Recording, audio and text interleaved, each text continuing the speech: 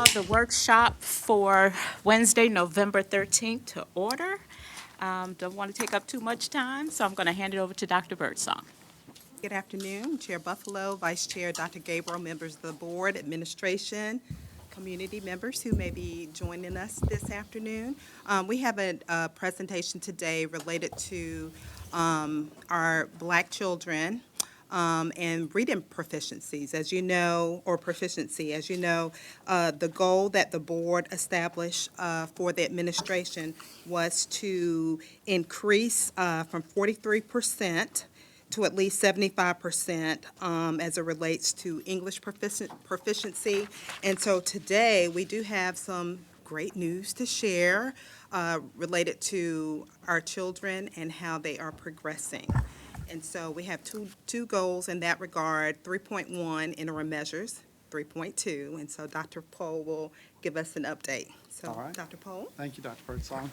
Good afternoon, Madam Chair, Buffalo, Vice Chair Dr. Gabriel, members of the board, and Dr. Birdsong.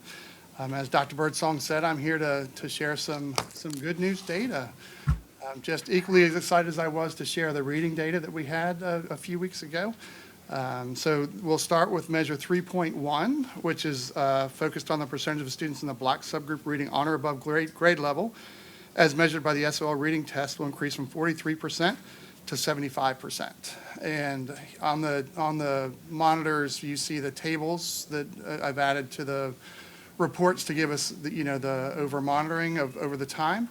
And you can see last year we stayed level with the SOL scores, and with STAR, with specifically measure 3.1, which is STAR reading growth for students in the Black subgroup, we did grow a little bit but didn't meet our target. So when looking at the measure this fall, our goal is to get from the 43.3% where we scored in the string to 58%, because those were the limits that we set on the table before. Exciting news is that our STAR proficiency for students in the Black subgroup is 12.2 points higher than last fall, with 52.2% of the students showing proficiency. So that 12.2 points higher than we were last fall. In fact, we are 8.9 points higher than we were in the spring already. So similar to when we talked about our third graders on grade level, our students in the Black subgroup have seen a tremendous amount of growth this fall. And in fact, the growth that we've seen on the fall STAR assessment places the current rates within the targeted rate. So you can see on the line graph here, we were staying a little flat, saw a little growth, but we've seen a really good bump in growth in the fall, and that puts us on trajectory towards our 75% right now. So that's really good news. What does the data show? That I've already done that part. What is going well? Students in the Black subgroup had a higher percentage of proficiency in the fall 2024 compared to any STAR reading assessment being tracked by this goal. So since we've started tracking this as a board goal measure, this is our highest score yet of any of the timeframes. Every school in the division saw growth with students in the Black subgroup from the fall 23 to the fall 24, except for one school. So every school except for one school saw growth. And that one school was they still scored 8% above the division average. The following schools showed double-digit growth. Sewell's Point Elementary, 32.5%. Azalea Gardens Middle School, 24.8%. Northside Middle, 23.7%. Monroe, 21.9%. Calcott, 20.6%. All those were over 20%. The rest were between 10 and 20%. Tanners Creek, Willard, Lake Taylor School, Ocean Air, Bayview, Blair, Granby Elementary, Suburban Park, Ruffner, Jaycox, Richard Bowling, Southside STEM, Norview Middle School, Camp Allen, St. Helena, ADL, and Academy of International Studies at Rosemont. So all of those schools saw double-digit growth from the fall 23 to the fall 24. What is not going well? So we still dig deep in the data, and we saw 9 schools did score below 50% proficient with students in the Black subgroup. However, all the schools showed improvement from last fall to this fall, and 5 of the 9 schools showed double-digit gains. So the schools are Ocean View, Coleman Place, Northside Middle showed double digits, Chesterfield Elementary, Jaycox showed double-digit growth. Southside STEM Academy showed double-digit growth. Norview Middle School, double-digit growth. And then Little Creek, and then Ruffner School also showed double-digit growth.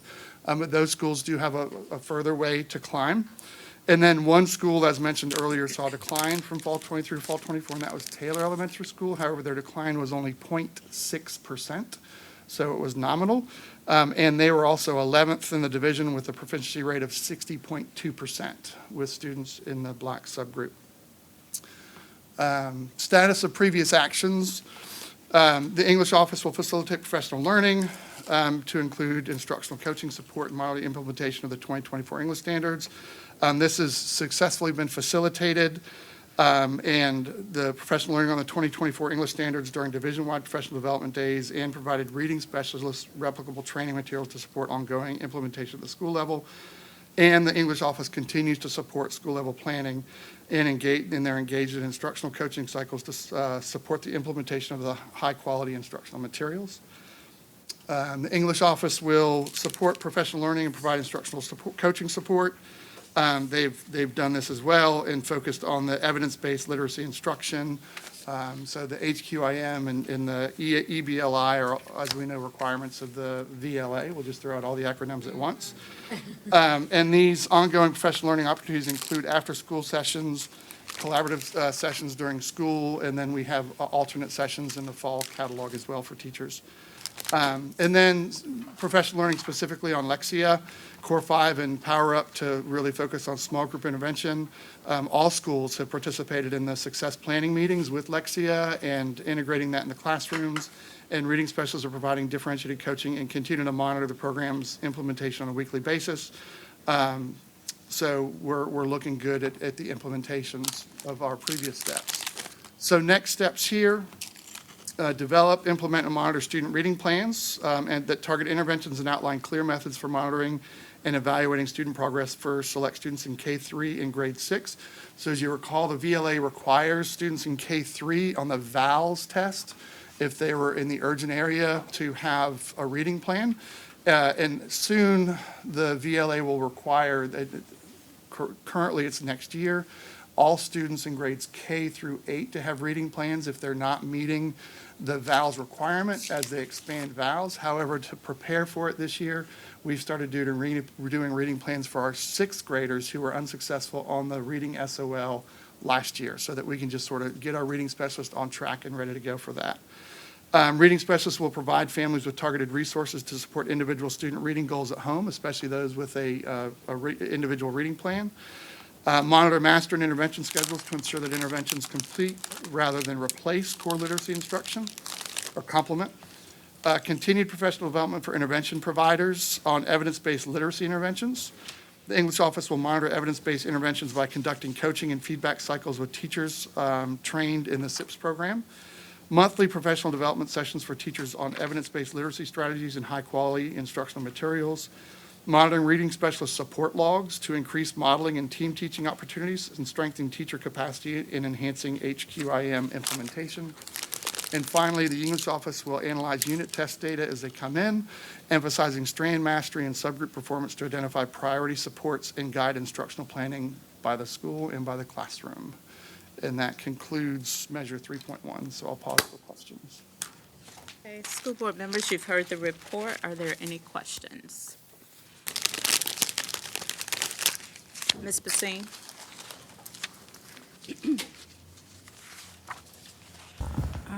Yeah, so my first question is around if you could go back, if you could go to the table under 3.1, star reading proficiency, that table. So can you first what is the target? What's the target for the fall data? So there was no target set for fall data since we had set annual targets already. Okay. So we wanted to see what the fall data was so we could set solid targets, because again, we had discussions last year about target setting. Yeah. So we Okay. waited till that fall data rolled in to make reasonable targets for winter and spring. Okay. And I ask that because when I look at, and yes, I see, this improvement from the spring data to the fall. So what do you think contributed to the increase from 43.3% to the 52.2%? So I think it's a culmination of a few things. I think, the third grade data was super strong as well. And I think having our students with us, seeing consistent instruction, having the consistent supports in place, the early literacy tutors, and all the different tier 2 and tier 3 curricula that we put in place with, using ESSER funds really to help with that and professional development. And then the reading specialists and the focus with monthly professional development with them, a focus on coaching cycles, and really working on focusing on data at the school level and the teacher level. I think we're just starting to see that come to fruition now. Those would be the bigger points that we put in place over the past 3 or 4 years. Okay, and I know we've talked a lot about this, and I don't know if you've had the chance, because we talked about it last monitoring session too, but do you have any better sense of the impact of our summer programming on this data too?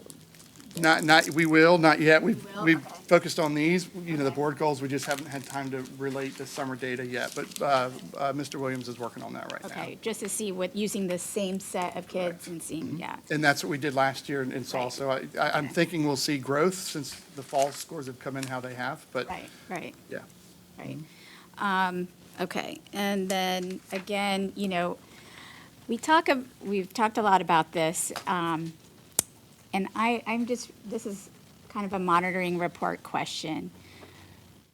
So why is it that under the what's going well, not going well, why are the strategies not there? We talk about it every month, about incorporating the strategies that are working well, and yet they continually are not here. And so for me, that is helpful. The status of the action steps is great, but like how can we get better at showing what strategies are getting us to the reality that we hope to get to? Like the strategies that are going to get us to our goals?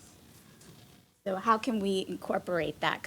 So that was our goal here, Ms. Basine, was when we talked about the status of previous action steps. So when we do this report next time, we'll focus on these next steps of what's been put in place and what have we seen because of these next steps as we move forward. But I guess what I mean is, how will we know that they are working well or not well? Is I guess because there's a lot of discussion in the next steps about monitoring and evaluating, whatever it is, like in a general high level sense, how can the administration articulate to us that after evaluating this strategy or X strategy, Y strategy, that this is working really well, this is what we might want to accelerate to see even further growth, at that high level.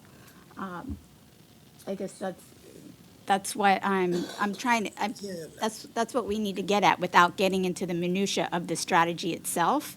It is this strategy is what we know to be working well.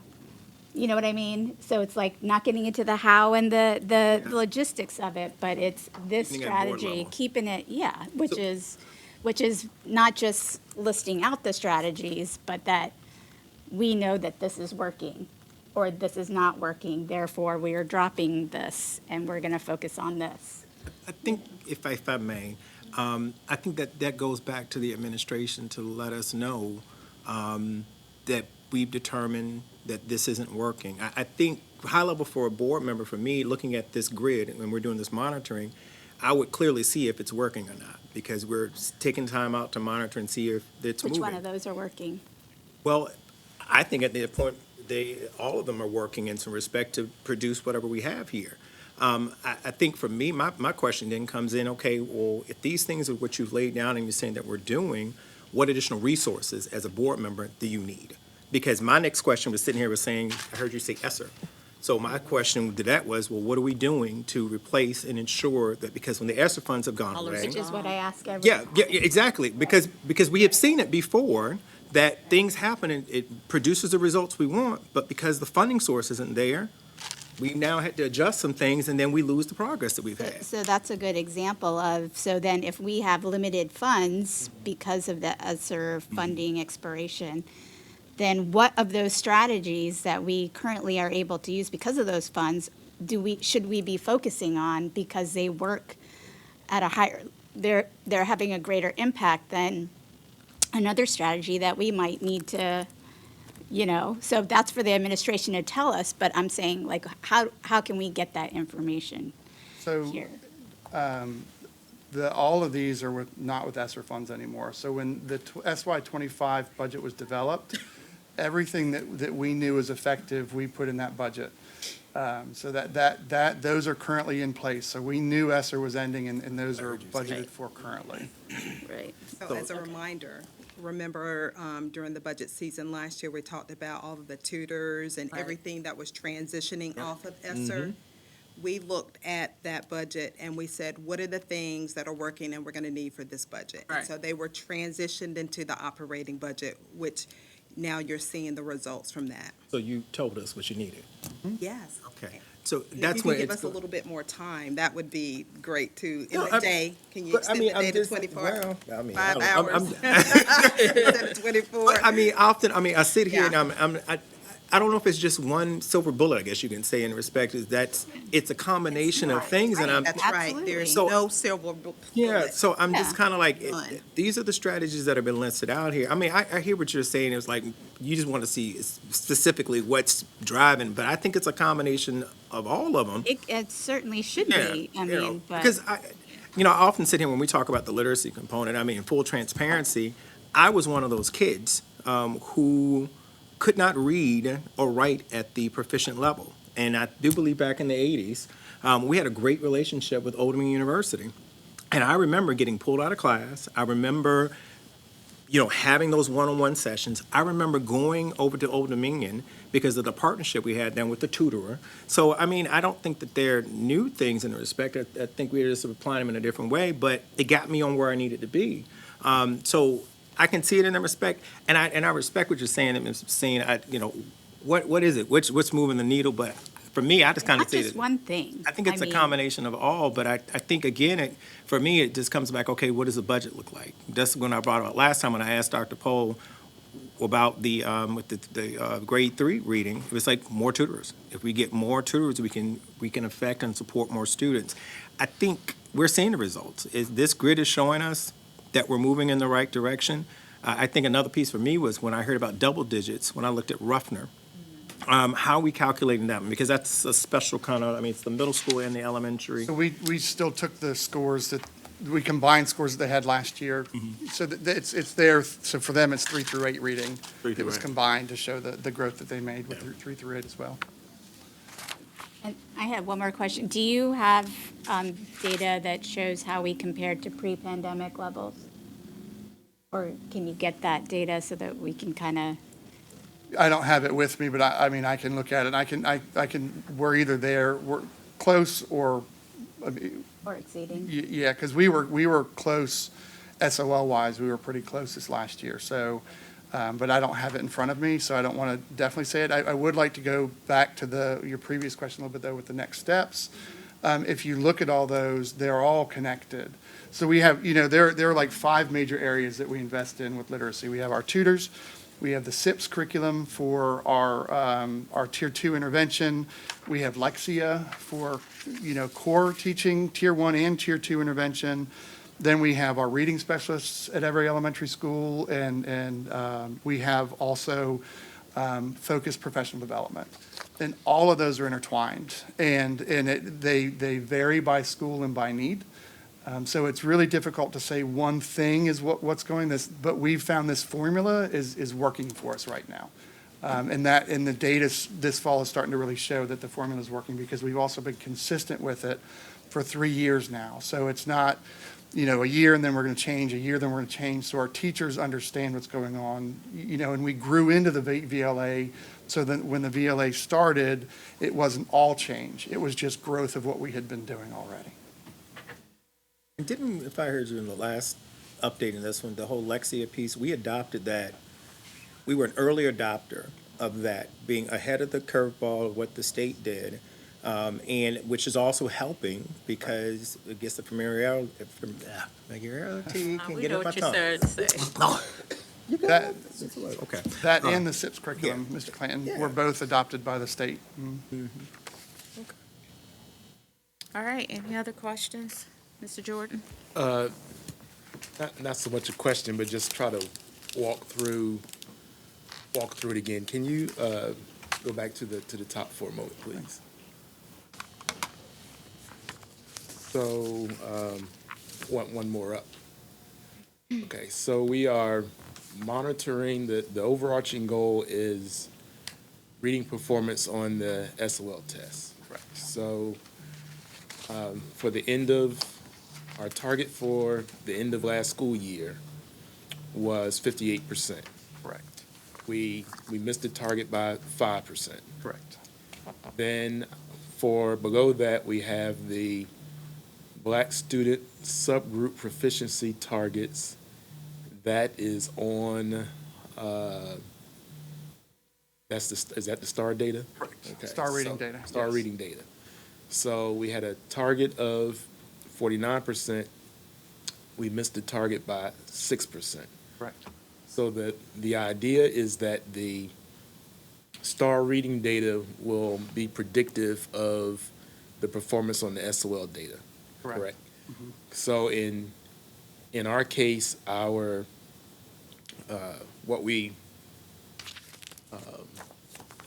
we were targeting for both instances, both for the interim, for the predictive data, we did not reach that, and for the target data of the SOL, we did not reach that, correct?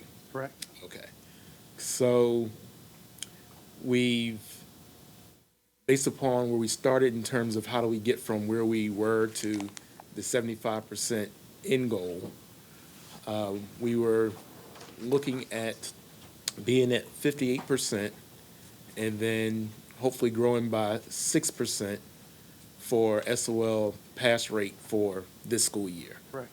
And then for the STAR reading data, we were hoping to be at 49% and get to 58% Correct. as of what we projected last year.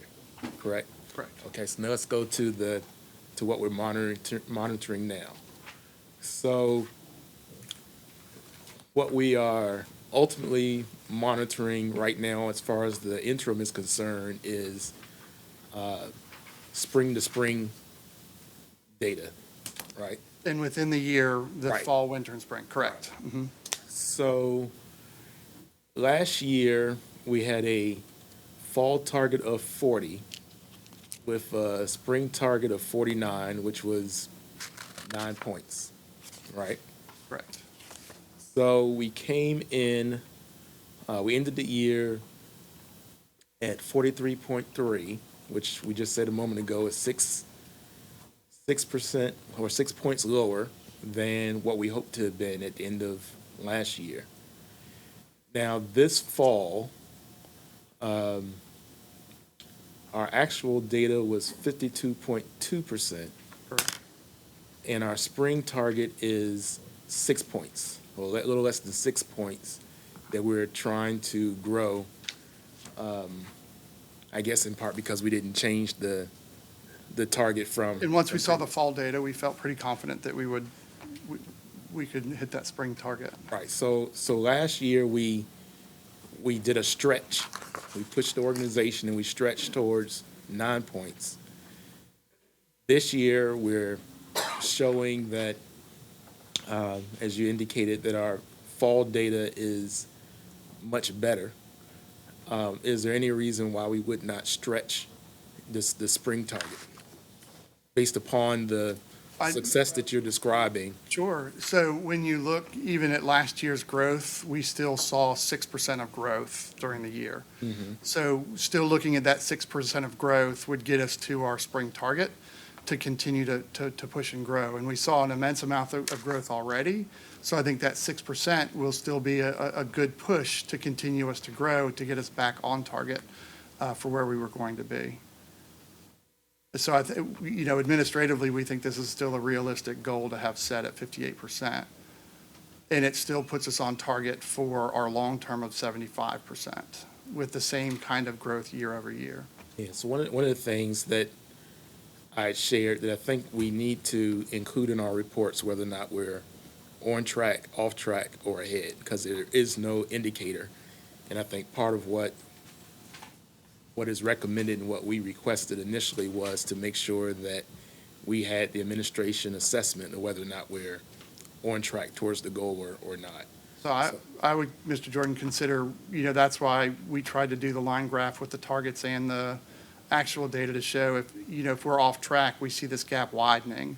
No, I follow what the graph is saying, but I think we need an indicator that just spells that out with simplicity, not based upon one having to look at the graph. The graph is important, but just the indicator that shows whether or not we're on track, off track, or not is something that's Green, yellow, red type of missing. thing? It can be whatever, just Dr. green, yellow, Poe, red, it may be rolls, or helpful whatever. to, our families, if it was kind of there as well. Yeah. Yeah. So we included that in the original Yeah. template. If we can, then the other thing that I brought up before, and I just think as a board and the team, we have to come to grips with. So we're not monitoring school by school performance on STAR data. So while I think it is good to know how our schools are doing school by school, that's not really what we're monitoring in this report. And so to me, when we mix individual student data, which you have shown in that box, the what does the data show box, that to me is helpful. When we mix in the school by school data, while I think it's great data and glad we can celebrate it, I'm not real sure how it ties to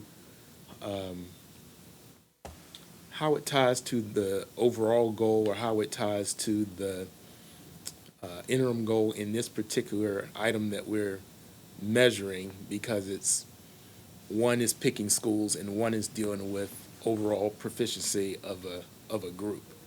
So I just put that before us again because I think it's great data, but I'm not quite sure that it is tied specifically to what we're monitoring in this particular report. So those are just my thoughts. Glad to see the improvement that we're seeing. But at the end of the day, I think for this particular goal and for this particular interim that we are monitoring, we really need to be focused on, are we on track for what we say we're monitoring?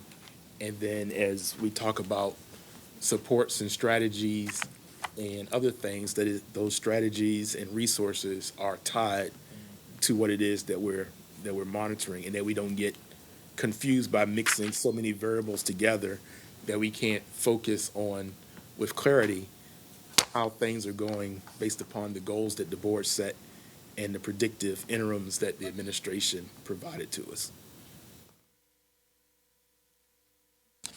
Ms. Basine? But for board discussion purposes, so I know Rodney and I have had this conversation back and forth, because I personally, about the value of the school-by-school data. And even though the overarching goal doesn't speak to the school-by-school data, like, just thinking this through, what is going well, I think about,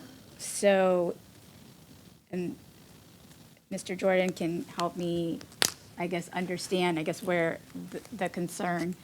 So so each school, and we talked about this last time, so each school has their target that they are expected to reach, that they're shooting for, right? They develop that into their CSSP, In their yes. CSSP, right?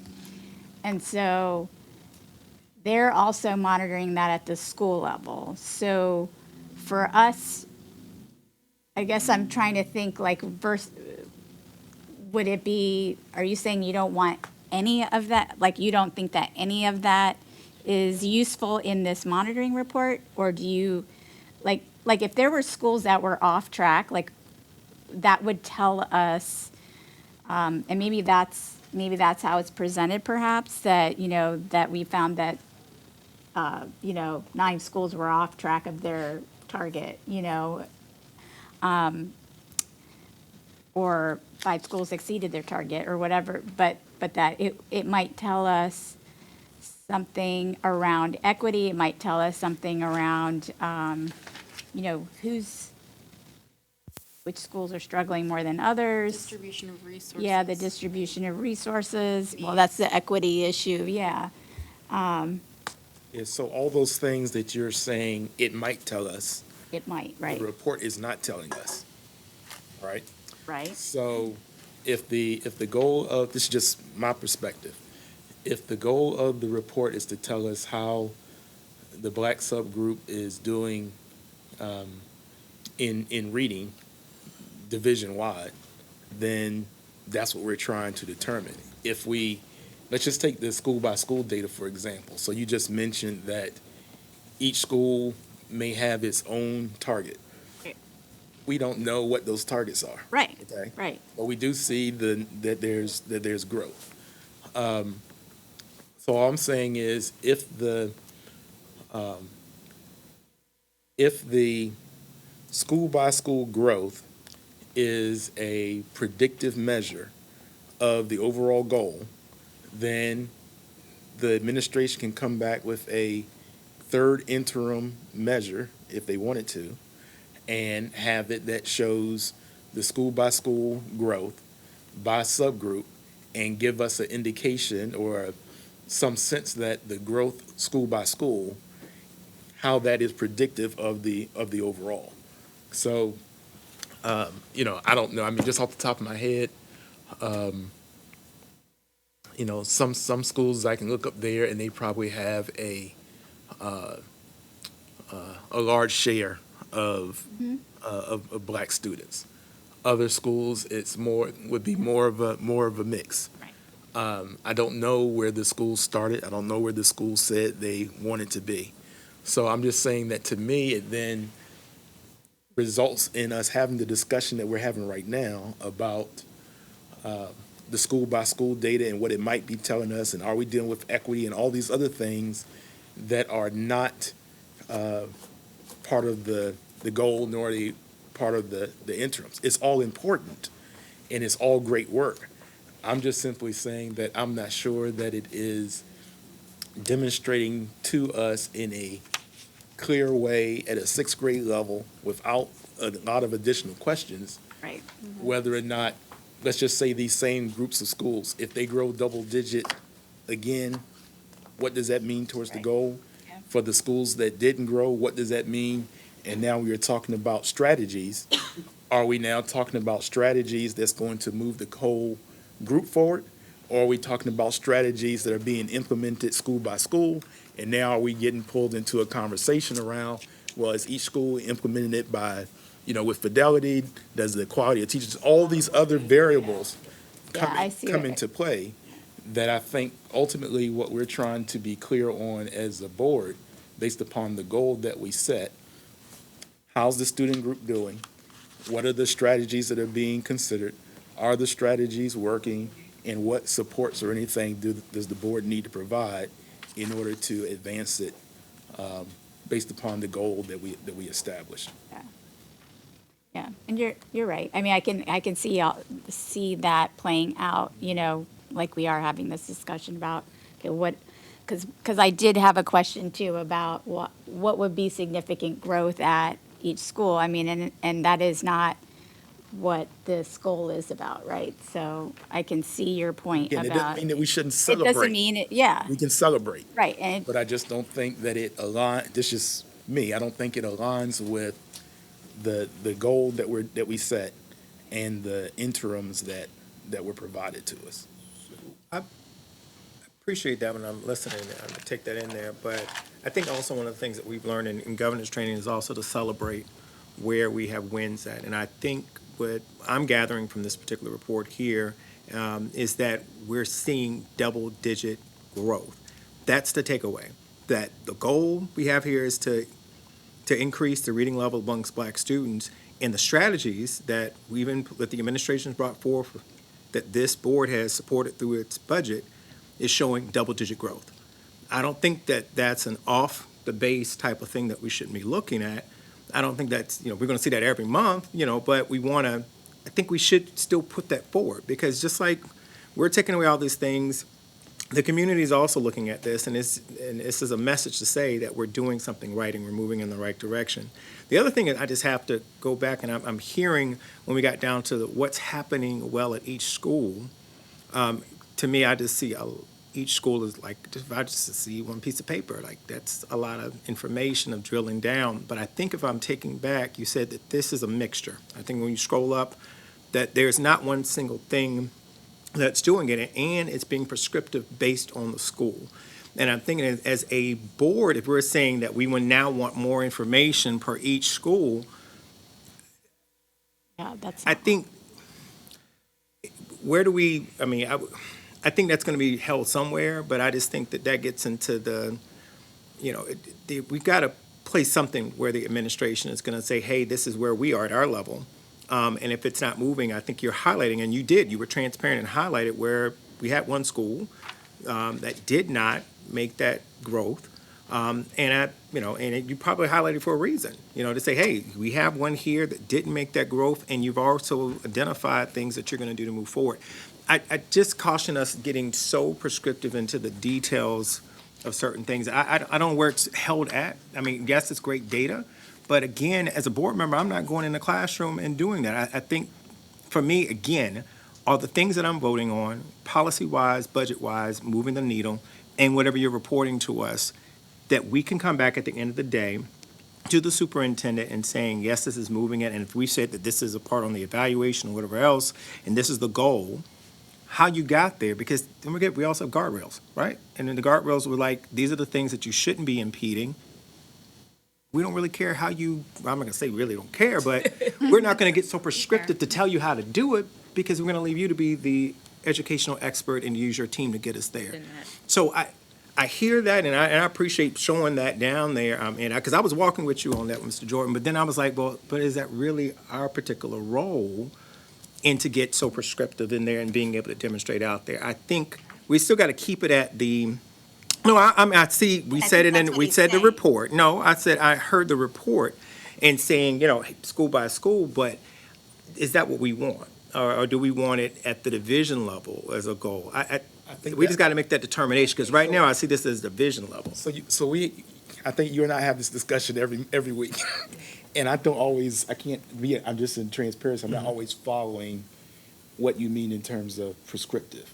So all I said was, for example, you indicated that we have double-digit growth. Mm-hmm. So if you scroll back up to the table, yes. So we are seeing double-digit growth from the All here. fall of 2023 Mm-hmm. to the fall of where we are now, 2024, Mm-hmm. which I think is exciting. Okay, about 15% growth. The reason why we are looking at these reports in a cycle. So again, what our overarching goal is, how are students performing on the reading SOL? Mm-hmm. So we've got some targets there. Then we have the STAR reading that we are projecting will be predictive of how our students will perform on the reading SOL. So I think it's wonderful that we have the fall to fall. Mm-hmm. Then we're going to get another cycle of data for winter. Then we're going to get another cycle of data for spring. So we're just in an initial cycle. So having conversations about what work and what strategies are being used, I don't see that prescriptive in any No, way. but what I heard, and I just want to make sure that I clarify here, was school by school. That's right. So I brought up. Did I thought brought I up- heard school by school. So I brought up, so if you go to if you scroll, so we have school by school data that was presented to us, okay? And my point was, I think that we ought to celebrate the school by school data.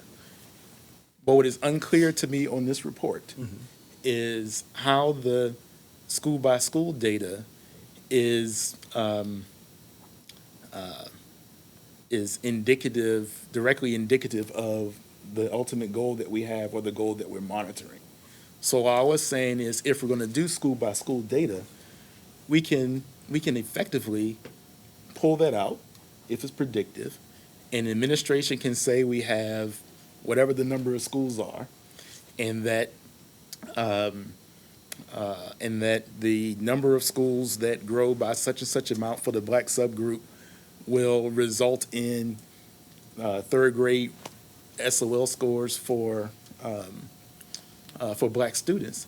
If that's the case and that's predictive, all I'm saying is I'm not sure that it belongs in this report, because it is resulting in us now having conversations about how the individual schools are going, where the conversation is supposed to be about how the black subgroup is doing as a whole. That's all I'm saying. So I'm not sure so you said something about being prescriptive. No, yeah, I just didn't want us to get into this thing, because I think also administration, oftentimes I hear come back in here that, and wanting clarity, because we have these discussions, and then we have decided on this, they're moving down here, and then we start talking about, we want more data, we want more I'm information. not asking for more, I'm asking for less. That's what I want. Okay, well then I agree on that one, because, It's like you guys. Dr. Martin? I just want to say, am I on? Yeah. You're right. I'm really excited to see these results, this growth with our students, particularly in reading, which is the basis of all education.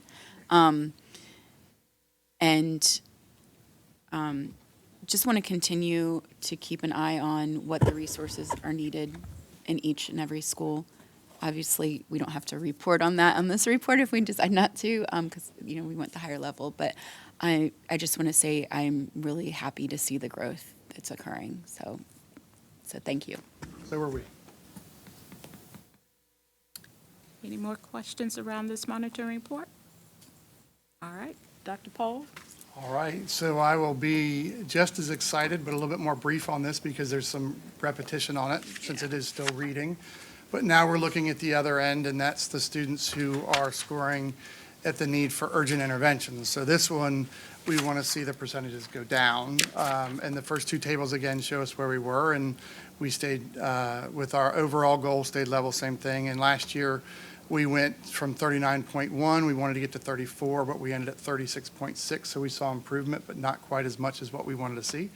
And our overall target was to get to 18% by the end with students in the black subgroup at urgent intervention. You will notice, and this was 100% my mistake, I apologize, I forgot to have the measure typed in here. So for the public watching, the measure here is the percentage of black students scoring at the urgent intervention level on the STAR reading test will decrease from 36.6% in the spring of 22-23 to 29% in the spring of 23-24. And I excitedly present, and I did make this one green because I feel we are definitely on track, that we saw in the division a decline of 18.9 points from the fall of 23 to the fall of 24 of students scoring in the urgent intervention range with STAR. So that shows reading levels moved up tremendously from the ground up. So that's exciting news for sure. And you can see in the line graph where the trajectory just really dropped here, which is nice. And we're also 13.3 points below the spring 2024 level, so where we ended last year. And I think what's most excited to me is the target for this year is 29%. We've surpassed that already, and in fact, we've surpassed the spring target of 2026 as well with this data. So that's exciting news for sure. So what's going well? The students in the Black Suburban are moving out of the urgent intervention level on the STAR reading assessment at a much quicker rate than the projected targets. Students in the Black subgroup had the lowest percentage of students in the urgent intervention level on the STAR rating assessment since we've been tracking this data on the school board goals. And then all schools except one saw declines at the urgent intervention level for students in the Black subgroup from the fall of 23 to the fall of 24. And just since it's on here, and I do want to celebrate these schools because I think there's a lot of value to that. Additionally, 30 of our schools saw double-digit reductions in the urgent intervention level for our Black subgroup. And the schools are Monroe at negative 30.2%. Ocean Air dropped 29 points. Azalea Garden dropped 27 points. Tanners Creek dropped 26.7. Jaycox dropped 24.5. St. Helena dropped 24. Willard dropped 23. Lindenwood dropped 23. Sewell's Point dropped 22.3. Southside STEM dropped 22.2. Chesterfield dropped 21.8. Northside Middle dropped 21.6. Bayview, 21% drop. Ruffner, a 20.8% drop. Richard Bowling, a 20.8% drop. Norview Middle School, 20.8% drop. And the rest were between 10 and 20, which is Lake Taylor School, Camp Allen, Granby Elementary, Blair Middle, Sherwood Forest, Mary Calcott, Ingleside, Little Creek, Crossroads, Norview Elementary School, Larchmont Elementary School, Coleman Place, and Larry Moore Elementary School. So some great movement out of urgent intervention for our students in the Black subgroup. Some great movement. What is not going well, again, it is focused on schools, so I'll be brief. Tarleton was our one school that saw the increase of 3.3%. However, their rate is at 18.9%, so they're below the division average right now by 4.4 points. And then 4 of our schools were above the 30% range, however, 3 of them saw double-digit gains above 20 points from the fall of 2023. So that was Southside STEM. They saw a 20-point gain. Ocean View, Norview Middle School, again, over 20 points, and Ruffner over 20 points. The action steps are the same for this, the previous action steps, because they're focusing on our literacy. And our next steps are very similar to what the other ones were, since it is focused on literacy. And again, we focus these school by school and then at the school level, classroom by classroom, to make sure the students are getting the interventions they need. So I'll pause here for any comments or questions. Are there any comments or questions around this second monitoring report? Mr. Clanton? Going back to one of the suggestions that Mr. Jordan had, can we scroll back just a little bit when we saw that green? Can we just, I mean, I think that clearly red was showing us that we were not on target. The green showed that we met it. I mean, if we just go with the red, yellow, green, and maybe even purple if we're exceeding it. So sorry, Mr. Brandon. If you recall last year when we had the target set, we did a red, yellow, green. We did red for missing and below and falling. Yellow was we showed growth, but we didn't hit the target. And green was we hit the target. So we did have that on there last year. It's just since we didn't have a fall target, we didn't set it. And the reason we made this green was that we've exceeded the target already. Yeah, I was just saying, just if my board colleagues agreed to just that we do it on all those. 'Cause I agree with Mr. Jordan. If we can clearly be able to pull up a document and say, hey, are we on pace? You know, it just kind of, it just makes it easy to know. But it could indicate on track, off track. Yeah, I'm just saying, that's if we put it, that's what I'm saying. That's If we what I'm just, even on the cover sheet or somewhere down there, these are the standard across to identify whether or not we're off target, we're in the process, we're going towards it, we've met the target, or we've exceeded, because I think that those are important. We'll do like an on-target, at-risk, and off-target. Mm-hmm. Yeah. Something like that. Mr. Jordan? Going back to the having a target for the fall. So the students, generally speaking, the students who are showing the performance in third grade this fall are the students who were in second grade at the end of last year. Right, so remember, this, though, is all students in 3 through 8. Oh, that's right. That's right. This is all students, 3 through 8. Okay. So, that having been said, is there still no way coming out of the end of the year, let's say we know what it is for the spring, is there no way to establish a fall target? Is there no way to establish a fall target? So we can certainly establish fall targets. However, when we established them last year and we stayed off, we were off target all year last year, pretty much, because I think we overestimated where we were going to fall. So seeing the fall data helps us establish realistic targets for the year. Right, but if we're gonna, if the projection was off, to me, that's one thing. Having a whole, I just have to think through it some more wide, because otherwise then, are you saying that we are unable to come up with a realistic target for the fall after the previous end of the year? So I think, so if we set a fall target, I'm more uncomfortable than setting a winter target without knowing the fall data yet. Knowing we've already set the spring target, right? We know where we need to grow to get to where our final goals are. So of course, it's possible to set a target coming into the fall.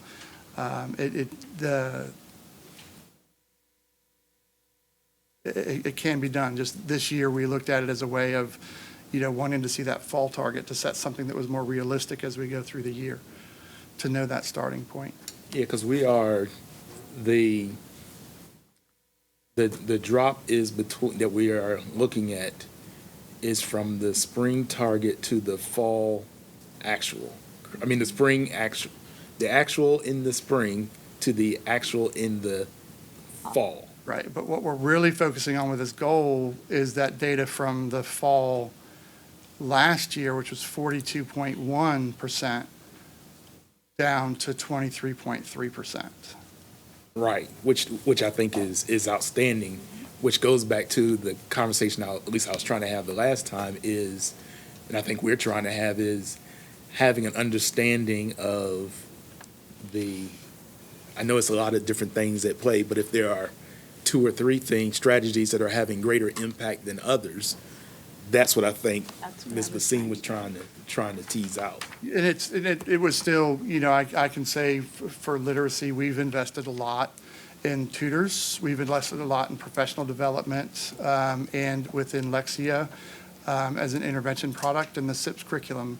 And those are all seeing positive outcomes. We're seeing that with the early literacy, and now we're seeing it in grades 3 through 8 as well, starting to come through. And the consistency of what we've been implementing over the years is where we're seeing the difference. I've been in other divisions, and I've seen other divisions that every year or two they're not seeing it, so they switch, and then they switch. And when Dr. Birdsong and I and the instructional team, and we've talked about this, it's about the consistency, picking the right product and really vetting it, and then watching the data and making sure it's not damaging, which it wasn't damaging. We watched it all through as we went through with the implementation. And we know we had certain areas with rougher implementation than others, so we sent more supports there to make sure that they had it. We developed relationships with the product partners that we use so that they come and they provide the professional development we need. And it's just a lot of different pieces. If it was 1 or 2 magic bullets, I'd retire and I'd speak everywhere. And I'd take a crew with me because we could rake it in. It's just not. It's a huge combination, and that combination changes by school and school and school, which is why we go down to the data level meetings at the school to get exactly what they need supports in. So then my last question is then, in light of the fall data indicating that we've already reached the end of the cycle target, shouldn't we adjust the target? I don't want to. I know you don't want to. So, Mr. Jordan, that's something we're going to look at, and we've talked about, but the the truth is, when we get down to it, and we still know, our ultimate goal is to make this 18%. And we're still not there. I know we're a lot closer, but we're still not there. And we're pushing still. So if we still see winter target that we're still seeing the tremendous amount, then we need to readjust. But we know that even though it says 29% up there, that doesn't mean we're happy at 23.3. We're pushing. But we also know that, getting to that 18 is still a push, because we saw this big drop, and sometimes after big drops, we see a little bit of a flat line, and that's what we just want to be cautious about. And I, just one final comment on that. The intent here is not to be punitive in what we're looking at. The intent here is just to see that, based upon what we feel we can do, what our students can know and are able to do over time, how do we stretch the organization to achieve more? It's not to say that when we fall short, the world is coming to an end. Obviously, we are evaluating ourselves and everything in the process. But when we have success like you're showing on the screen, then at least I would think that we would have some confidence that we can continue that trend, even if it's not a big difference. But to already meet the target in the fall, and then to spend time monitoring whether or not we're going to fail, to me, is not what we should be monitoring. Is how do we continue our success?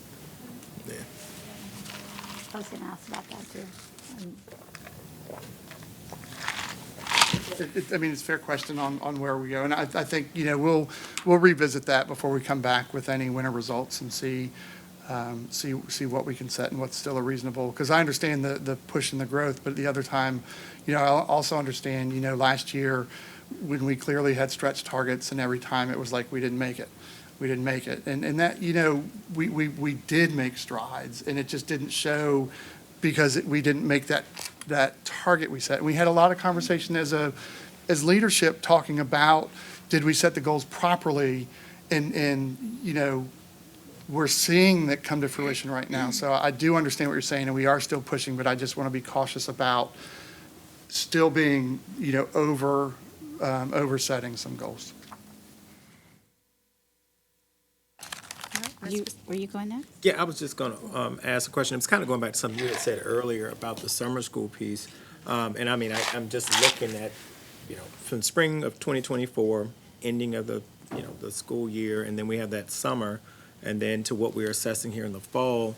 Hypothesis could be made that there was something, and so my question was literacy a focus over the summer? Absolutely. Yeah, it was literacy and mathematics was the focus over the summer. And we actually, if you recall, the summer of '23, when we did that data work, we saw great improvements in math, but literacy was still a little flat. And so we revamped what we did in summer school and the focus on literacy and what we focused on.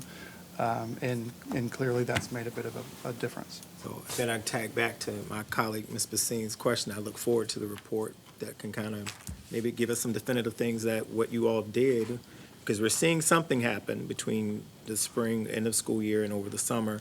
And so I hope it is. And I'd like to also mention, I think it's not just the summer school. I think it's that consistency Kind of building approach all the way again. up. And remember that we're, our third graders, they're the first set of class that are going up that didn't have pandemic ramifications from kindergarten on up. So we're starting to see that come in. And we talked about before, it's the long game. In literacy, it really is the long game. And the more we have them in school using what we've put into place, the more we're going to see the data move. And that's the exciting part about this fall. See if I can just make the last something. I promise I'll be quiet. I just honestly, as we're going through this, because I hear we talk about the pandemic, and we even ask the question, what were the pre-pandemic numbers? I hope we're keeping something somewhere to show that, we did have this variable interruption within education. How do we make the adjustment? And once we made that adjustment, how are we moving forward? Because I think it's important, because some people, they'll say, well, you go back to the pandemic, but it's a reality. And how you deliver instruction, and how the students are actually receive that. And when you talk about that third grade group, that this is the first one not, having to have that interruption, what does that look like? And so I think it's important. I'm sorry, I'll be quiet now. That's an important fact. It's okay. It is. It an important is. fact. It's a good discussion. I just want to have a comment. It just occurred to me, just listening to Mr. Clanton. I've gotten a lot of comments from parents about how we are not using books in the classroom anymore. And so I think a lot of the materials are being offered online. And that's the impression some of the parents are getting, that they're used to textbooks and, That Oh, to you're come talking, home. you're talking about textbooks? Yeah. Not like, in the Oh, we ain't classroom, banning I mean, like books, I mean, textbooks. Oh. So they're not, Textbooks. you know, Textbooks, that this is somehow hindering their reading. And that they're doing most of their reading online and how it's just not the same. And so, can you speak to that a little bit, as far as how is that actually impacting our students? Sure. Well, it's not necessarily true. So especially with our new reading curriculum, we probably have more books and readers at the elementary level than we've ever had.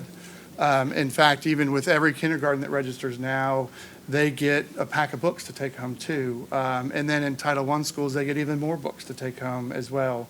Textbooks. So one would, let's say the history textbook, that we're still, the state hasn't put any books on the textbook adoption list for history since they worked on changing standards, and we have recently found out they're kind of avoiding putting textbooks on there right now. So it'll end up coming to the local board eventually, but we still have books that students have and that can take home. So we do have some reading online with our digital product, and we have a lot of digital opportunities for in our library as well for reading materials so that they're easily accessible. But we have classroom libraries, we have full libraries, with books in them. So they do have plenty of opportunity for carrying an actual text around and reading it, because there's a lot of importance in reading from a book versus a screen, a lot of importance. As far as the curriculum, so you're saying that there are actual textbooks in the classroom? Sure. Just maybe not history, but. Right, history that we definitely have class sets, and then we have some others to be able to take home on needed basis here and there, but our English classrooms all have hard text, to be able to take, home and they have, you remember being in school, the literature books are like that thick in high school. And then elementary schools, we have immense amount of readers for our students in our elementary schools. Thank you. Absolutely. Dr. Martin, you may recall, this was even prior to the pandemic, we invested a lot in classroom libraries. We wanted to make sure every English teacher, every reading teacher in our school division had their own library. So we spent a lot of funds on making sure that teachers, had books so that kids, if they're just interested in whatever subject, that they could check out a book and take it home. So we've invested a lot in hard copy books. Mhm.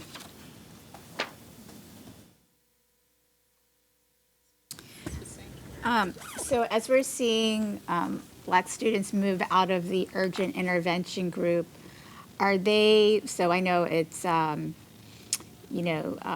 think it's needs intervention and then. It's intervention, urgent intervention, and then it's at or above and at on watch. Right. Right. And on watch. And where are you seeing the students moving to? Are they moving into just the next phase, or are they moving, are they actually moving even further along? There's a mix of both. The majority are moving up to the next, Okay. up to the next chunk of data, right? But we do have some that are moving from urgent to on watch. But we have, as we move the urgent up, we're seeing those, needs intervention move to the on watch, and some of the needs intervention move to the at or above. So we're just seeing a nice movement of our students, up the scales. But I was going to Yeah. ask, how are we seeing that movement in the other categories Right. into, above, getting closer to? Yeah, all of our categories are growing in the proper way. We're Okay. shifting our bell curve over. Okay.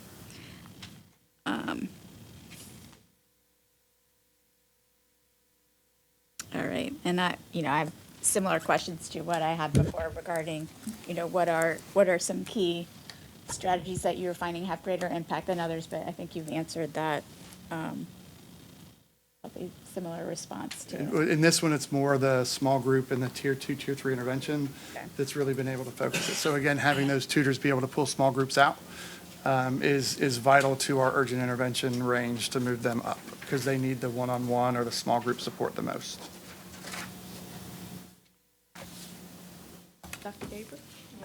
I'm just going to piggyback on what Dr. Martin had said about the textbooks in the classroom.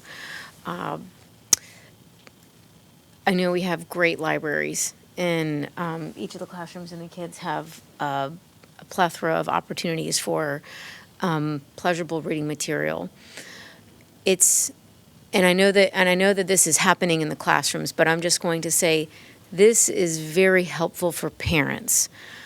When you can get whatever the textbook is that they are following through in school, and you can be that added person at home to sit with them and go through the questions. So for example, I'm just going to use myself as an example.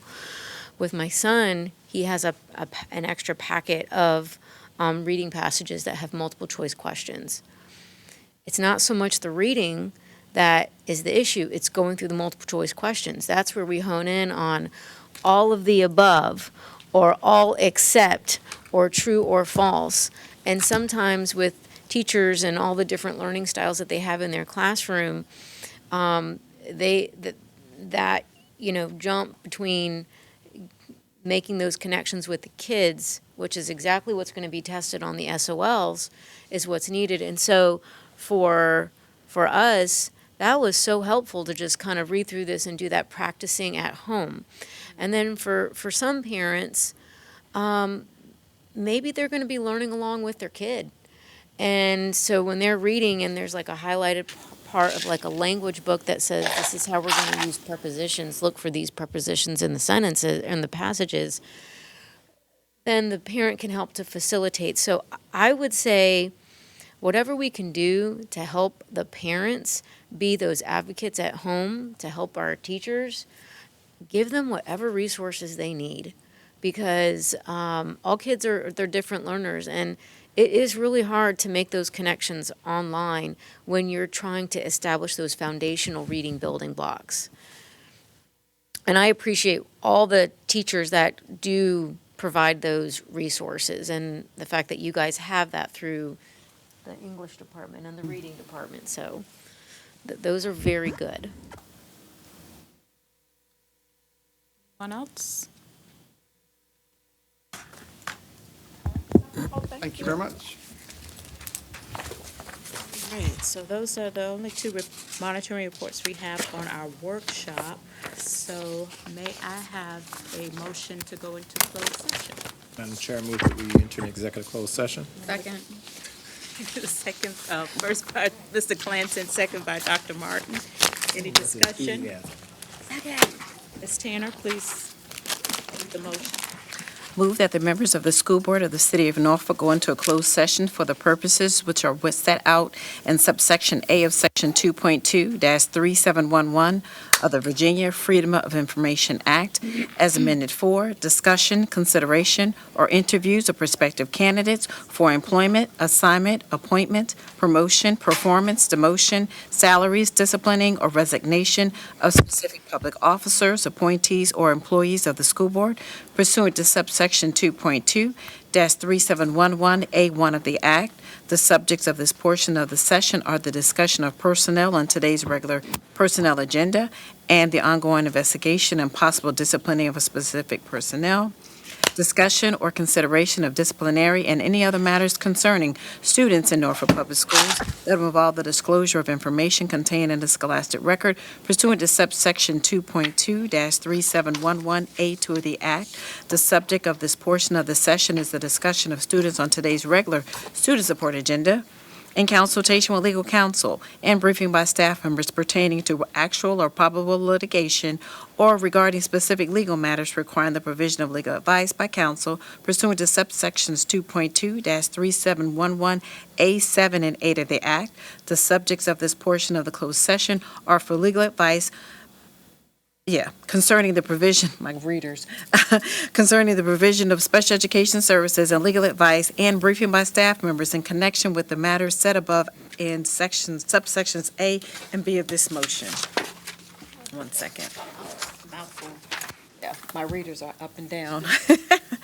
All right. Basine? Aye. Clanton? Aye. Gabriel? Aye. Jordan? Aye. Martin? Aye. And Buffalo. Aye.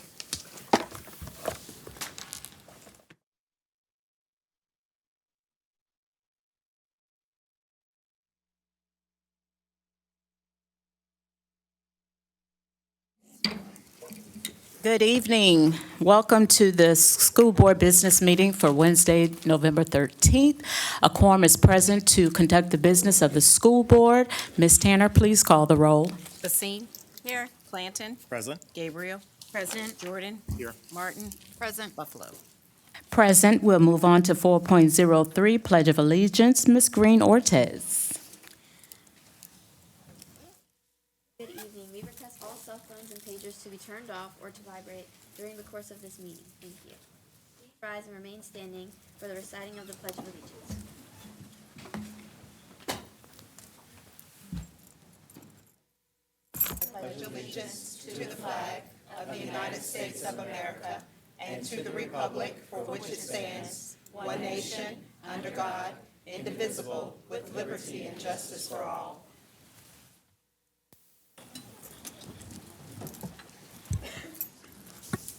Thank you. We're going to move on to 4.04, adoption of the school board meeting agenda. May I have a motion to adopt the school board business meeting agenda? Madam Chair, I move that we adopt the agenda as presented. May I have a second? Second. Any discussion? Hearing none, Ms. Tanner, please call the roll. Basine? Aye. Clanton? Aye. Gabriel? Aye. Jordan? Aye. Martin? Aye. And Buffalo. Aye. We'll move on to 4.05, school board clerk's report. Ms. Tanner? Good evening, Madam Chairwoman Lisa Nash, Senior Coordinator of Elementary English and Language Arts Curriculum and Instruction, would like to introduce our special literary readers tonight. That includes Adonis Wilson, who's in the 4th grade at Willard, and Ileana Rodriguez. She's in 5th grade at Larrymore Elementary. All right. Welcome. Thank you. All right, good evening, Madam Chair Buffalo, Vice Chair Dr. Gabriel, school board members, and Dr. Birdsong. My name is Lisa Nash, Senior Coordinator of Elementary English, and it is my pleasure to introduce 2 exceptional students from Willard and Larrymore who will be sharing their literary works with you today. These students have been working hard on a unit titled Character Matters, where they were tasked with writing opinion essays in response to the text that they have read. Their assignments showcase their ability to analyze characters, develop well-supported opinions, and present their thoughts clearly, skills that are crucial to their academic growth and essential to their future success. Adonis Wilson, a 4th grader from Willard Elementary, will present his analysis of the Scarecrow's character from both Dorothy Meets the Scarecrow and How Dorothy Saved the Scarecrow. Through his essay, Adonis demonstrates his ability to compare different formats, narrative and play, and explain how each helped him understand the character. Eliana Rodriguez, a 5th grader from Larrymore Elementary, will share her persuasive essay on author Jason Reynolds, evaluating his works, The Drive Down and Grandpop's Surprise. Eliana effectively uses evidence from the text to support her recommendations, showcasing her strong analytical and writing skills. These assignments align with the 2024 English Standards of Learning, which emphasize the importance of reading, writing, and presenting a range of literary and informational texts. Our students are not only learning to analyze characters and make arguments, but they are also mastering the critical thinking and writing skills that will serve them throughout their education, careers, and in life as engaged citizens. I am proud to present these young scholars and the hard work they have put into their writing. Adonis and Eliana, the floor is yours. And you can adjust the mics however you see fit. There you go. Hello, I'm Adonis, and today I'm going to present my essay about the scarecrow. What would it be like to talk to a scarecrow? In both Dorothy Meets the Scarecrow and How Dorothy Saved the Scarecrow, they both have a talking scarecrow, and they're both stuck on a pole. After I've read both stories, I think How Dorothy Saved the Scarecrow did a better job of showing what the scarecrow is really like. I think How Dorothy Saved the Scarecrow did a better job of describing the scarecrow's personality. The story tells us that he is friendly and polite. He also says things like "good day" and "how do you do," which shows he has good manners. It also shows that he is positive, because even when he says he is not doing well, he is still smiling. How Dorothy Saved the Scarecrow also tells us things like his appearance. It says he is stuffed with straw, and he has a blue hat and blue suit, and his clothes are worn and faded. The story also tells his opinion of his job. It says he can't move on his own, and he describes his job as very tedious. After reading both stories, How Dorothy Saved the Scarecrow tells us what the scarecrow is really like. It tells us more about what he looks like, acts, and how he feels. The other story is good too, but this one makes the scarecrow seem more like a real person that we can understand and care about. Oh, awesome.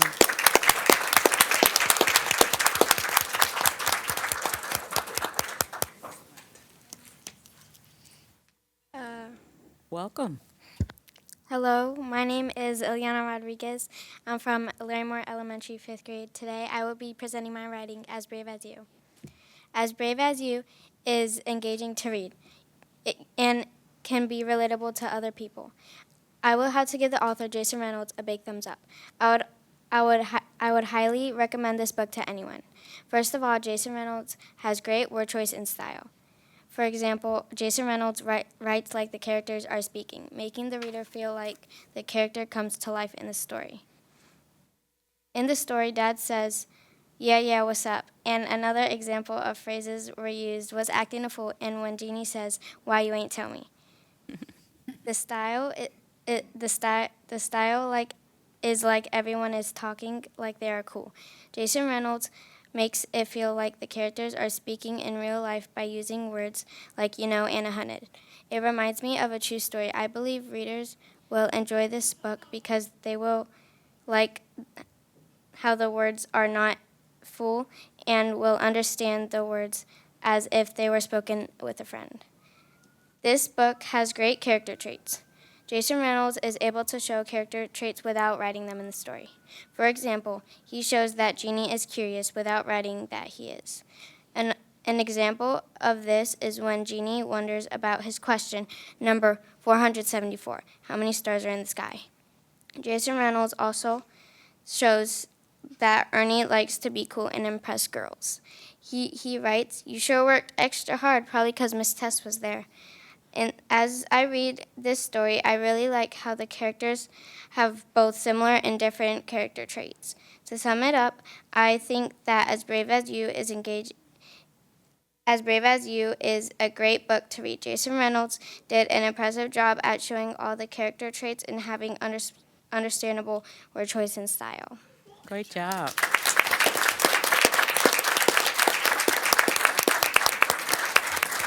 Thank you, Ms. Nash.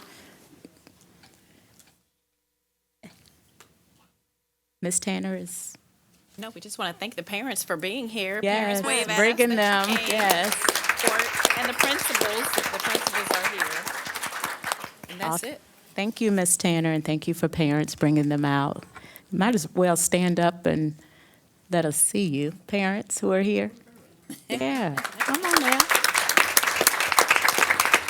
Thank you. Thank you.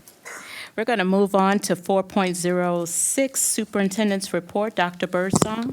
Good evening, Chair Buffalo, Vice Chair Dr. Gabriel, members of the administration and our community. Every month, we prepare a video just for you, and I think you're going to find this month's video very exciting. We start off with our STEM Day at Naval Station Norfolk. We have some excitement from last weekend's fight with Keyshawn Davis and the Booker T. Washington Bookers actually walking him in.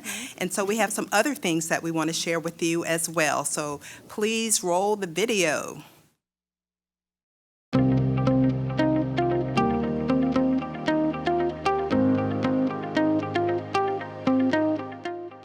$2,500 fifth graders from Norfolk Public Schools visited Naval Station Norfolk to learn more about science in the military during their annual STEM Day. This outstanding event, which is part of Fleet Fest, gave the Navy the chance to partner with our division and show our students what a career in the military or a STEM-related field could look like. It's important for them to come out here, one, to see a lot of these kids have never been on a Navy base before, and show them, hey, you know, the world's largest naval base is in your backyard. And then two, to expose them to things in the Navy as well. It's awesome here. So the best is just seeing their faces and seeing, you know, some of the things that they probably didn't even know existed. Just seeing them on the boats, the excitement in their faces as our military partners share their careers with them, giving the students an opportunity to see these careers as a potential future for them. So many connections that are being made to science content that's being taught in the classroom. So it's a great opportunity for our students.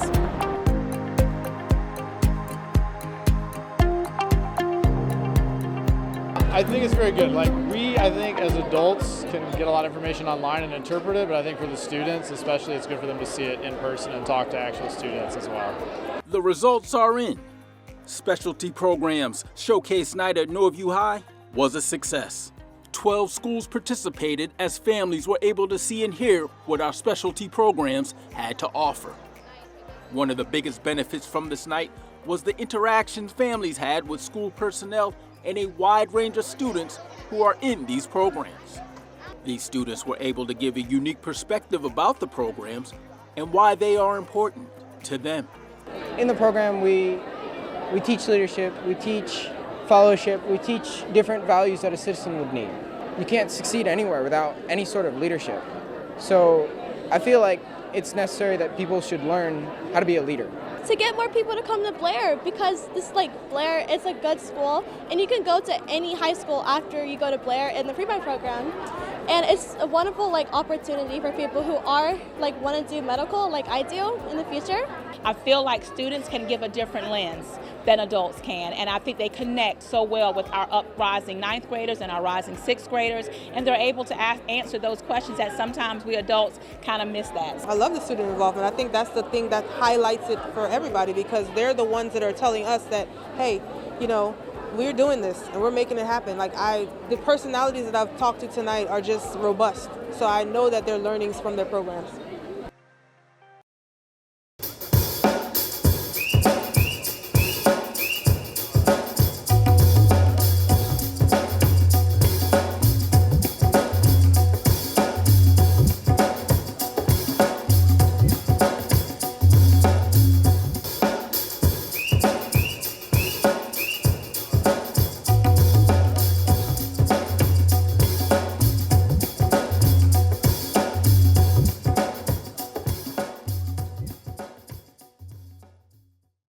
I was reading the magazine called Trend and Tradition, which is the Colonial Williamsburg magazine, just flipping through and saw this article that really interested me. It was about the Williamsburg Bray School, that this is a building that's been sitting on the campus of the College of William and Mary for hundreds of years, and nobody really remembered what it was.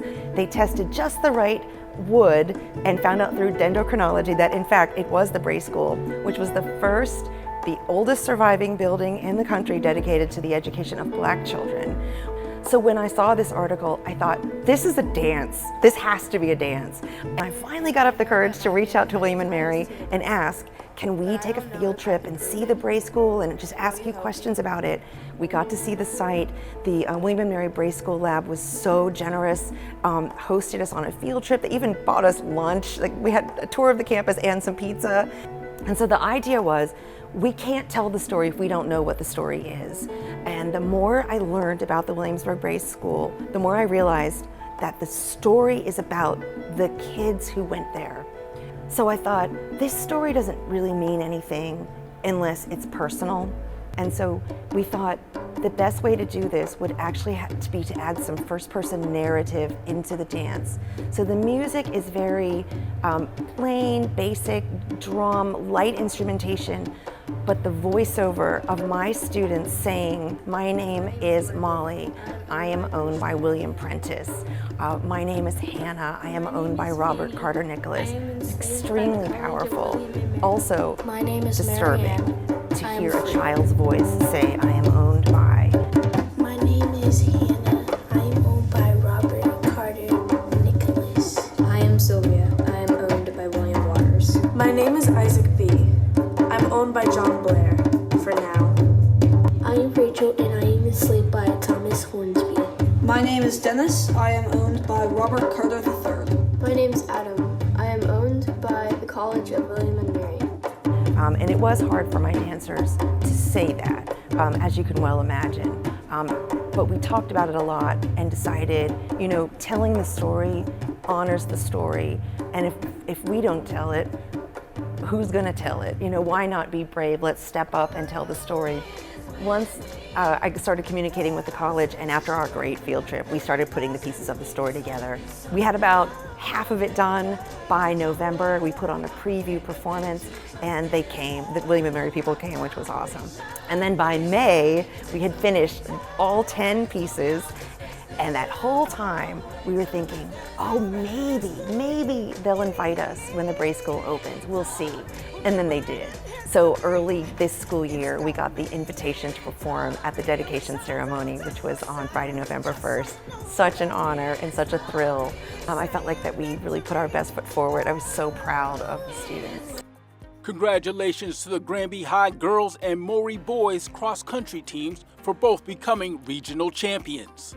Granby's girls had 5 runners placed in the top 10, led by Ella Pringle, who came in 4th. Maury's Mateo Kanga and Lincoln Sama finished the boys' race 1 and 2 to lead the Commodores to victory. Lightweight boxer Keyshawn Davis got ready to rumble during his fight week by visiting his former school, J. Cox Elementary. Students lined the hallways to loudly cheer him on as he headed to the gymnasium to talk with 5th graders. After inspiring students with an important message, he showed off his boxing skills and shared some pointers about boxing with students. So when I was a kid, I didn't really like school, and I wasn't an A honor roll, B honor roll student, but I still tried to pass, and I still tried to do the right things, and it just kind of made it easier for me to get through school. And I was just telling these kids, like, even though y'all don't like doing stuff, you still have to do it. You still got to be respectful to the adults, and that y'all can do it. Keyshawn came out to Booker T's high school marching band on fight night.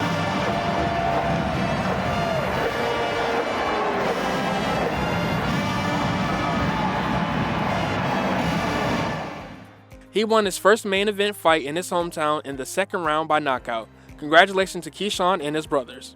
And thank you for supporting NPS. Thanks to our EELCs, PB Young Senior Elementary students, staff, and parents had an unforgettable time exploring Washington, D.C. From visiting iconic monuments and museums to learning powerful lessons at the Martin Luther King Jr. Memorial, the trip was filled with discovery and inspiration.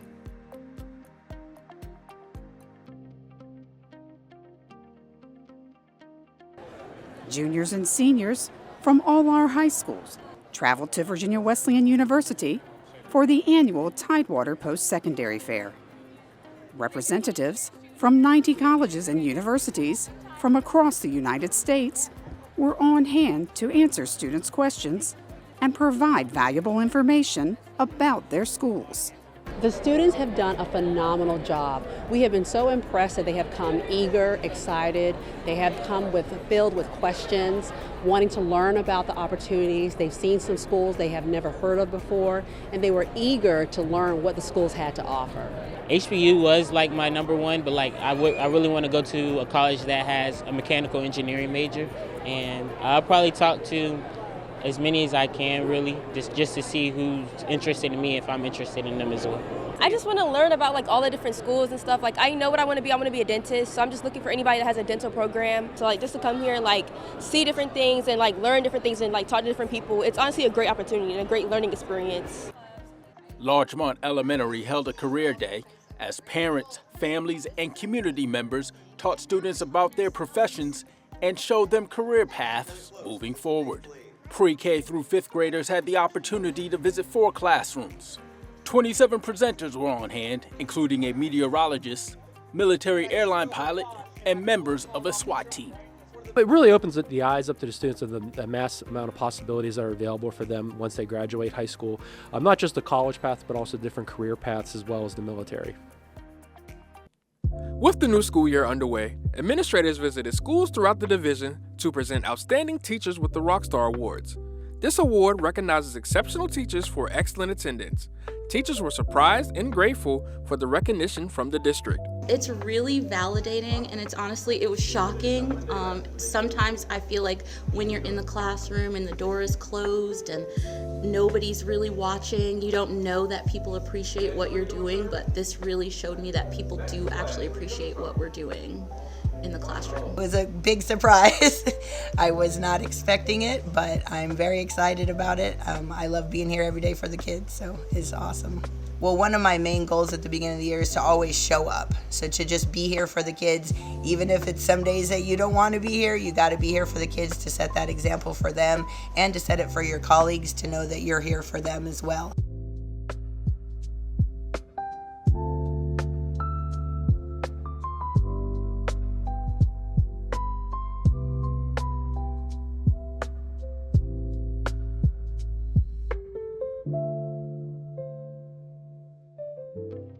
NPS celebrated our amazing bus drivers and assistants on School Bus Driver and Assistants Appreciation Day.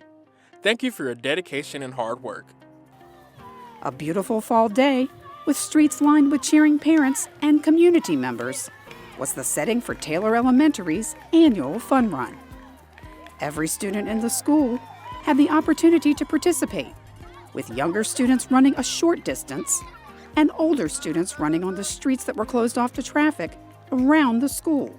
Principal Charlene Felleton got into the spirit of this big fundraising event by dressing up and then running with all her students. This has been so much fun. This is our annual fun run that started years ago, and we've looped it in as a fundraiser now, and so this year we've raised over $15,000. Everything goes directly back into the school.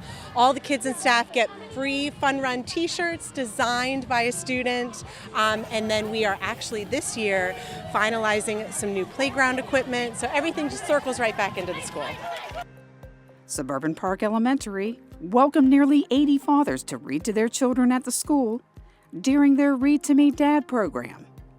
After an inspirational message from Pastor Mike Harris about the importance of dads showing up for their children, fathers chose a book and read with their child.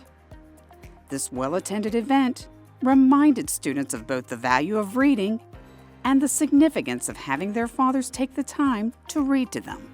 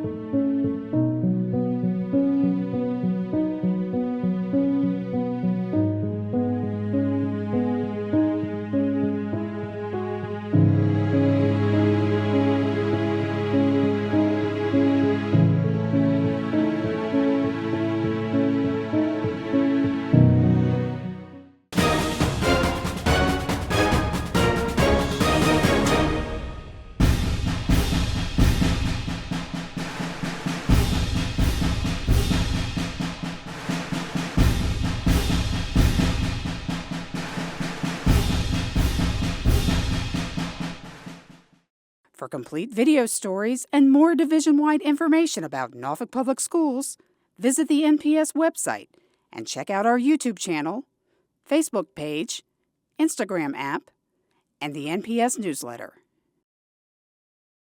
Thank you. That concludes my video report. Thank you so much. We're going to move on to 4.07, citizen comments. Ms. Tanner? Yes, Madam Chair. For today's citizen comments, we have exactly 7 speakers. Today's speakers signed up for public comments before the start of today's business meeting. If you would like to provide public comments, you are required to state the agenda item or items or topic you are addressing prior to providing your public comments at this meeting. When your name is called, please come forward to the speaker's podium, state your name and whether you have a child in Norfolk Public Schools or if you are employed by the district, and state your agenda item or items. One person is to speak at a time. If you are representing a group, state the group's name. You may ask your group members to stand in place to be recognized. Speaking time is limited to 3 minutes. A timer is set with an alarm that will signify the end of your speaking time. State your position and give relevant facts or data. Avoid saying anything that identifies students or personnel information about individual employees. Personnel, disciplinary, and confidential matters may be addressed to the school board directly via email at schoolboard@npsk12.com. Comments should be addressed to the board, not addressed to an individual board member. School board members do not respond to public comments at the time they are given. Any written statements or supporting materials should be given to the clerk. So Chairwoman Buffalo, our first speaker for today is Liz Albert, followed by Nicole Drummond.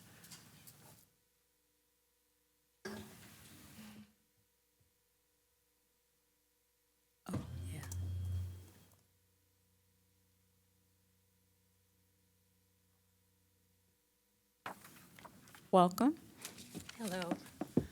My name is Liz Albert. I don't have children in public schools. However, for years I have been an advocate for improved funding for the school division.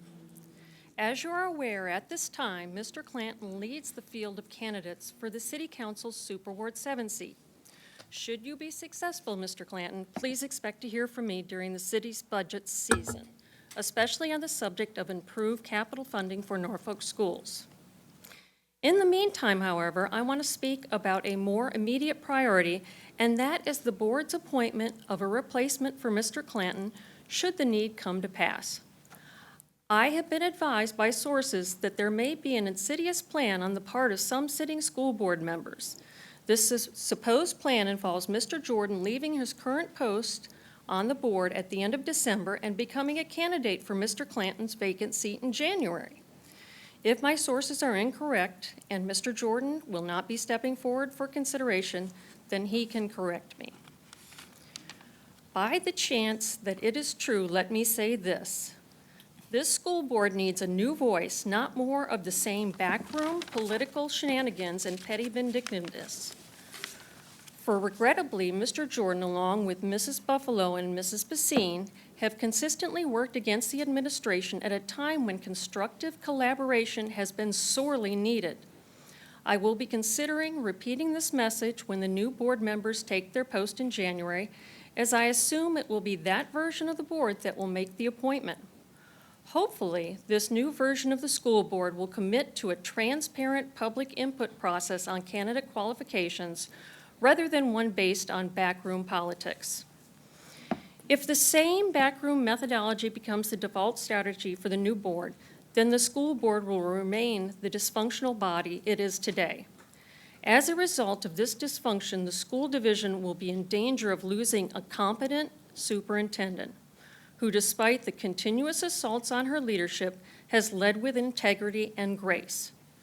To the 3 aforementioned board members, I say this: be careful what you wish for. You might get it. If this superintendent leaves Norfolk Public Schools, your loss will be another school division's gain. And if so, I predict that Sharon Birdsong's strong leadership will be seen by the school board in a rearview mirror of regret. Thank you. Thank you. Nicole Drummond? Okay, if she's not here. Andrea Schindler? Andrea?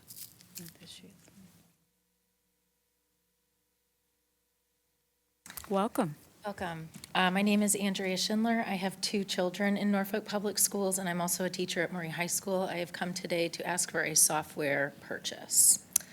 Within a few days of the start of the school year, I could tell that NPS cares greatly about family and school partnerships. This became even more evident after the second week of school when I realized that a little after 5 p.m. each day I receive a robocall that starts with "Greetings, Norfolk Public School families." NPS calls my phone more than my mom does. I greatly appreciate NPS wanting to keep families informed, and I have come today to offer a research-proven system that can improve communication, attendance, and increase parent engagement. Talking Points is a text message software that allows schools and teachers to send messages to individuals and entire classes.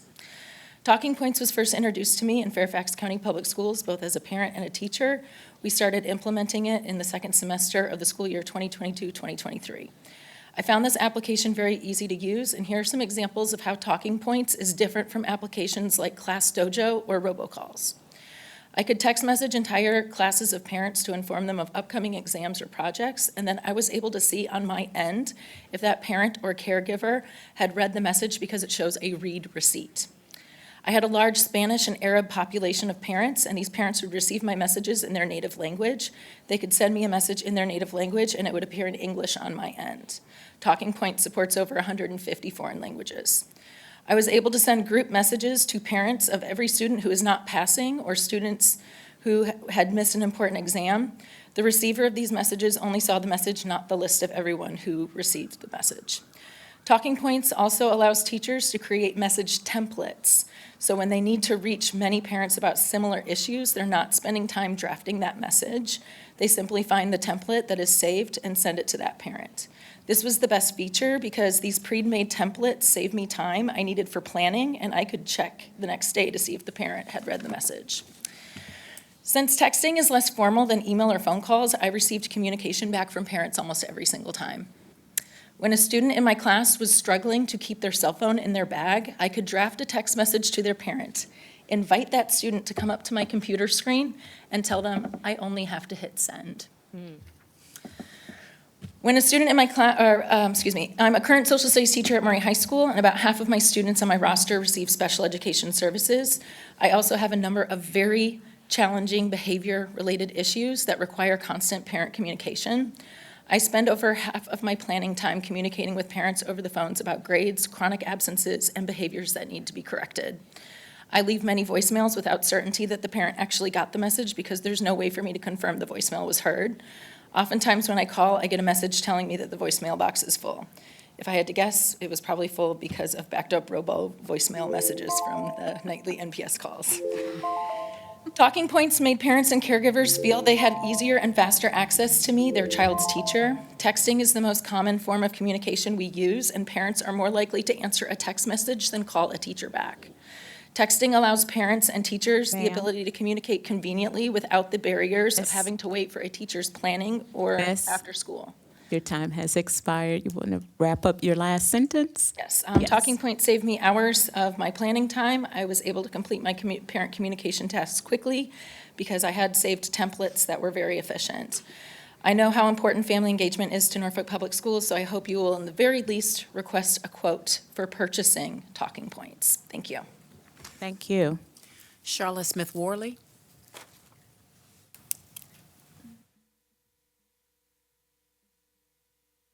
Welcome. Thank you. My name is Charlotte Smith-Worley, no children in public schools, retired Virginia Beach teacher, and I've served many years trying to make a difference in Norfolk schools. I have heard the same speculation Ms. Albert has heard about the possibility of the school board reappointing Mr. Jordan if that seat is vacated. If that is true, then I would ask the school board remaining members to have an injection of integrity. The lack of transparency, once again, for the school board seems to be your objective. Your purpose of serving on this board is not about making or strengthening political alliances. You are elected by the public to serve the public. Norfolk citizens deserve the opportunity to know whom you are considering. A predetermined outcome would be a selfish strategy designed to force the vision of a few board members on the entire voting body, and ultimately the Norfolk Public Schools stakeholders. If you need a process of how to do this, Virginia Beach has a good one.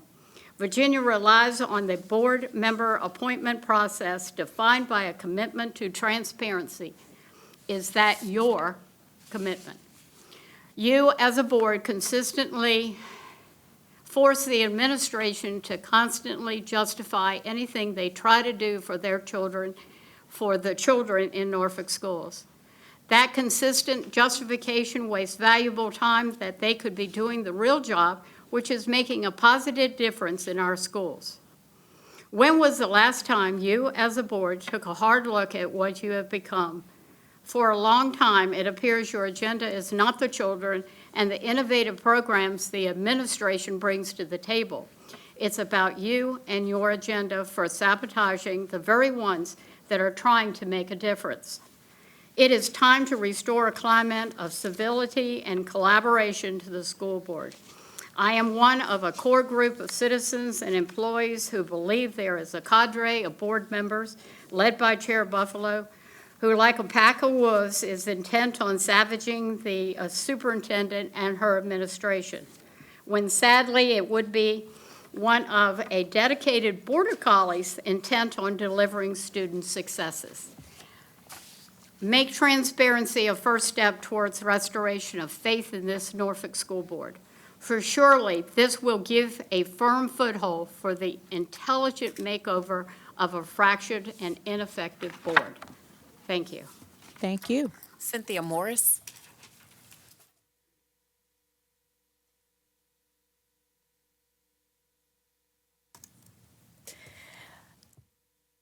Welcome. Good evening. How's everybody? Good. Giving honor to the Most High God. That's right. Protocol haven't been established. My name is Cynthia Morris, and I am a special education teacher at Ruffner Academy. I teach social skills grades 6, 7, and 8, as well as a co-teacher for 7th grade language arts and co-teacher for 6th and 7th grade mathematics. I have the pleasure of being the dance teacher for the Equity and Excellence Learning Center at Ruffner Middle School. As I begin, I would like to say that the enrichment program affords teachers to give back their gifts and talents to our babies. We must have a heart for the city. As I look back over the past 3 weeks, it's been a complete joy. This reminds me of kind of a roller coaster ride. We are ascending up in the roller coaster. The students have been absolutely remarkable as well as excited. Upon teaching the warm-up and first dance routine, the students truly stepped up to the plate. I originally had 2 young ladies that wanted to lead the warm-up and the first dance routine. Amazingly, they mimicked me beautifully. I was so elated and proud. I've been overjoyed in watching them bloom into dancers. Another important move on the roller coaster is the first loop, the fact that the students choreographed the ending steps to the routine. The second loop involves the fact that some dancers were absent and the young ladies began a debate over certain moves. Democracy did rule. They noted which steps to keep and which steps to delete. I was merely the facilitator. As we entered the climax of the roller coaster ride, it felt so wonderful to give them complete autonomy over the movements.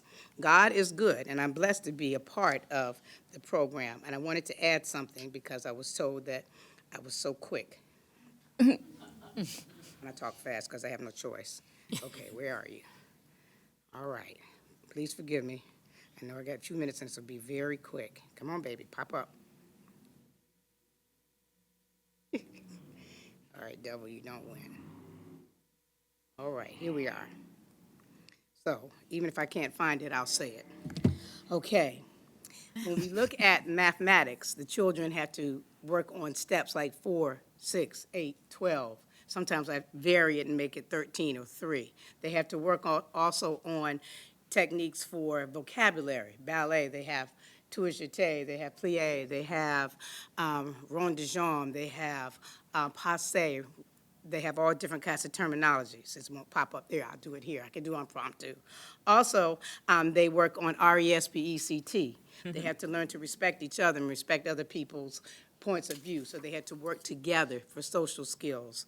And they needed to work together as a team and then learn to respect themselves. God bless you and thank you for listening. Thank you. Elliot Leal. Leave. Oh, thank you. Elliot Leave.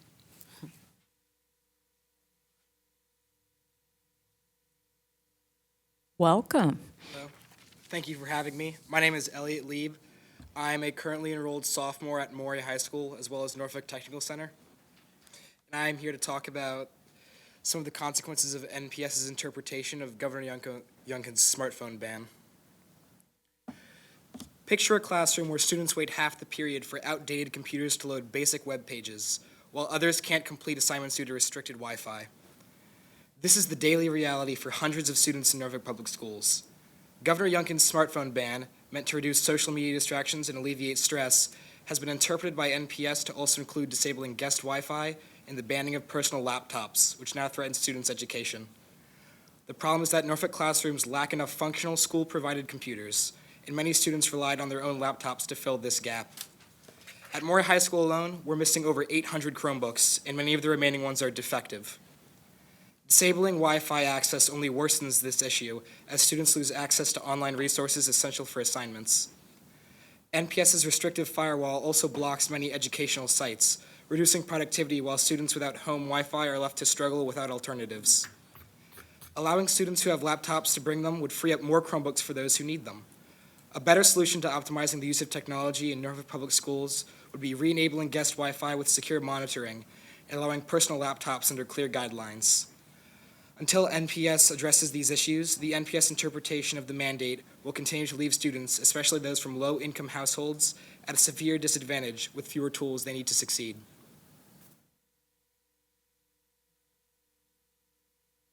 I believe that's it. That's it? Well, thank you. Thank you for your comments.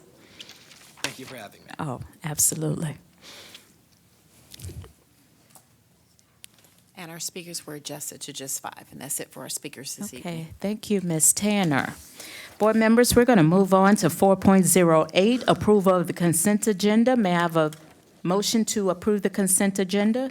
I move that we approve the consent agenda. May I have a second? Second. Any discussion? Hearing none, Ms. Tanner, please call the roll. Basine? Aye. Clanton? Aye. Gabriel? Aye. Jordan? Aye. Martin? Aye. And Buffalo. Aye. Move on to 6.01, monthly financial report. Dr. Birdsong. Good evening again. Cheryl Spivey will come forward. Hopefully she can make it through the report. A few of us have been sick this week, and so we're pressing on. So press on, Ms. Spivey, with the monthly report, please. Thank you. Good evening, Chair Buffalo, Vice Chair Gabriel, Dr. Birdsong, and members of the school board. This evening, I will be reviewing the October monthly report.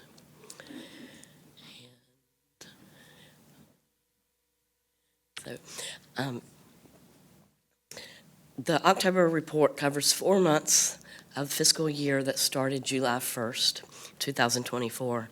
This report reflects transactions that were recorded on or before October 30th.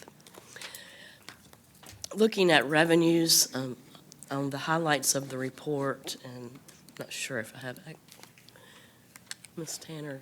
You don't have the... Yeah, if you can just maybe center the financial report on the screen, that would be wonderful. Yes. Just scroll it down, yeah. Better for you. Yes, thank you. As shown on the highlights page, the general fund collections for the first 4 months totaled $139.9 million and represented 30% of the general fund budget. Collections during the same period in the 2 previous years ranged from 28.7% and 28.6%. As with prior years, collections are based on the cash collected during the period. Looking at the next to the last line of the summary report, by the end of October, we spent or encumbered $147 million, or 31.5% of the budget. During the previous 2 years, spending through October 30th ranged between 28.2% and 25.3%. As shown on the bottom line of this schedule, actual revenue collections are $7.1 million less than expenditures and encumbrances. However, note that encumbrances are obligations that we've made that are not yet required, not yet payable. So then, which makes the negative. On the following pages of this report, there's additional information on the spending, and there were no general fund transfers exceeding $50,000 during the month of October.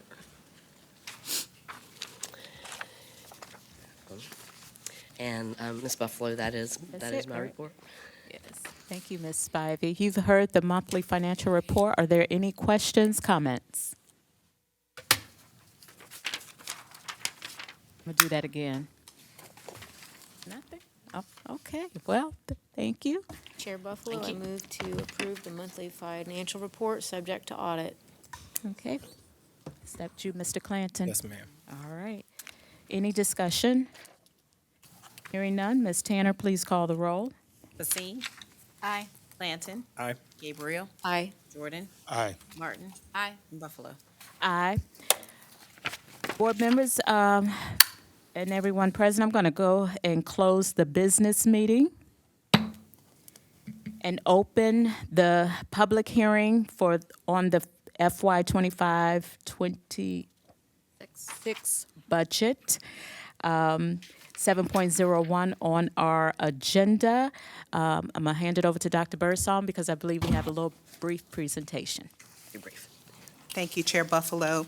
So Ms. Spivey is prepared to just provide a brief overview of the process for establishing next year's school board operating budget. And so she will talk a little bit about that process and then open up the floor for comments. Ms. Spivey. Thank you. We are here this evening to hear and receive input from members of our community on the school division's operating and capital budgets. Dr. Birdsong has requested that I provide introductory context for this division's budget. The primary challenges that we face in developing this budget are as follows. And can you get to slide 2? Oh, you want me to do it for you? Yeah. Right. Declining enrollment. We have continued to experience declining enrollment over the past couple of decades. This impacts state revenues since state payments are based on student enrollment. Slide 3, please. As shown on this slide, $256 million, or 55% of our current year budget, comes from the state, and $195 million, or 42%, comes from the city. Slide 4. Thank you. As shown on this slide, we do spend 72% of our general fund budget that is devoted to instructional services. That leaves 28% of the budget to get children to and from school, provide clean and comfortable school facilities, technology, health services, and administrative support. Next slide. Finally, teacher and staff pay consumes 85% of the general fund budget.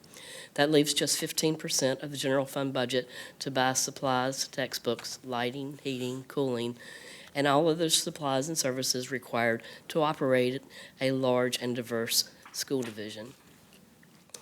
Next slide. So I'll go over the budget timeline, the 2026 budget timeline. Tonight, the school board is holding a public hearing to receive citizen input. Governor Youngkin will release his proposed budget in December. We will provide the school board an update on the governor's budget at the January 22nd work session. Dr. Birdsong will present her proposed budget to you on February 5th. The school board is scheduled to receive citizen input on the proposed budget on March 5th. The school board is scheduled to adopt your proposed budget on March 19th and to submit your proposed operating budget to the Norfolk City Council on March 31st in compliance with state statute that requires the budget to be submitted to the city manager by April 1st. The City of Norfolk will hold a public hearing on their proposed budget and CIP budget and adopt the City of Norfolk's annual appropriation to the Norfolk Public Schools in May. Lastly, the school board is scheduled to adopt the approved school board operating budget on May 21st. And Chair Buffalo, that's the conclusion of my introduction. Thank you, Ms. Spivey. Ms. Tanner, you have anyone signed up to speak? Yes, we have. Oh, I'm sorry. Hold on. Before we do that, can the board have some, Well, have a question? Yes, go ahead, Mr. Jordan. For the revenue sharing agreement, I think at the last meeting, we were trying to determine if the city has provided an estimate per the revenue sharing agreement. Do we have that estimate yet? They are in the process of preparing that estimate. The two staffs have met, but we didn't see the. So can you just explain the role of the revenue sharing agreement to the budget process and what's involved with us receiving that estimate from the city? I mean, I can explain the regular. So when you look at our budget, so looking on slide 3 of our current year budget, the second line on that budget is the city's regular appropriation to the school district, and that is based on the funding formula. Right. So a few years ago, the board and the council worked together to come up with a revenue sharing formula, and part of the intent, which I think it has been successful thus far, was to give the school division some sense year to year of what our funding would be prior to the superintendent having to put together a budget proposal. So as part of that process, the city gives to the board and administration an estimate of what the revenue or what the appropriation is likely to be based upon the formula. The city is always invited and able to give more than what's required. And then if the school board has some concerns, then the school board is a process for us to come to the public and ask for more if we feel that additional revenue is needed outside of the buckets that go into the formula. One of the benefits of that has been in the old model, it used to be that we would be in the blind during this part of the process, and then everybody would go down to city council in May at their public hearing and have to basically beg for things that we weren't sure about, versus this process that has given us more of a predictable stream, and also actually keeping the fingers crossed has brought more revenue to the school division. So I just wanted to raise that because this early public hearing really came about because the intent was to allow the public to share with the board priorities, what the public thought that the board should be prioritizing, what the superintendent should be prioritizing in the budget. The other thing I just wanted to mention in that regard is one of the things that the board agreed to was that we would be student outcomes focused. And so oftentimes there's confusion about adult inputs versus student outcomes. So when we talk about programs and teachers and buses and all the inputs that are needed to support progress, they are important, but they're not the same as student outcomes. Student outcome is what students are able to know and able to do. So all the progress monitoring, all the goals that we have, the non-negotiables that we've worked on, have all been designed to get us to shift our attention and focus off of adult inputs and leave that to the administration and put our focus on student outcomes and whether or not our students are advancing in the things that the community has decided it values in terms of student outcomes. So I mentioned this before, Chair Buffalo, when we got the initial draft of the budget process. I still believe it is very important that the board be clear about student outcomes throughout the budget process. and that the board now can begin to see some alignment between the recommendations that come to the budget and how they align with the student outcome goals that the board has established and the non-negotiables that the board has asked to be honored in pursuit of those goals. So, thank you. Thank you. Anyone else? Ms. Tanner, you have anyone signed up? Yes, we have 2 speakers. We're just going to get set up real quick.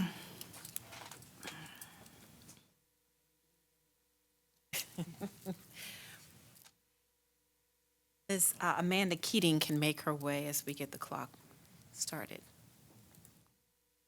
Our first speaker.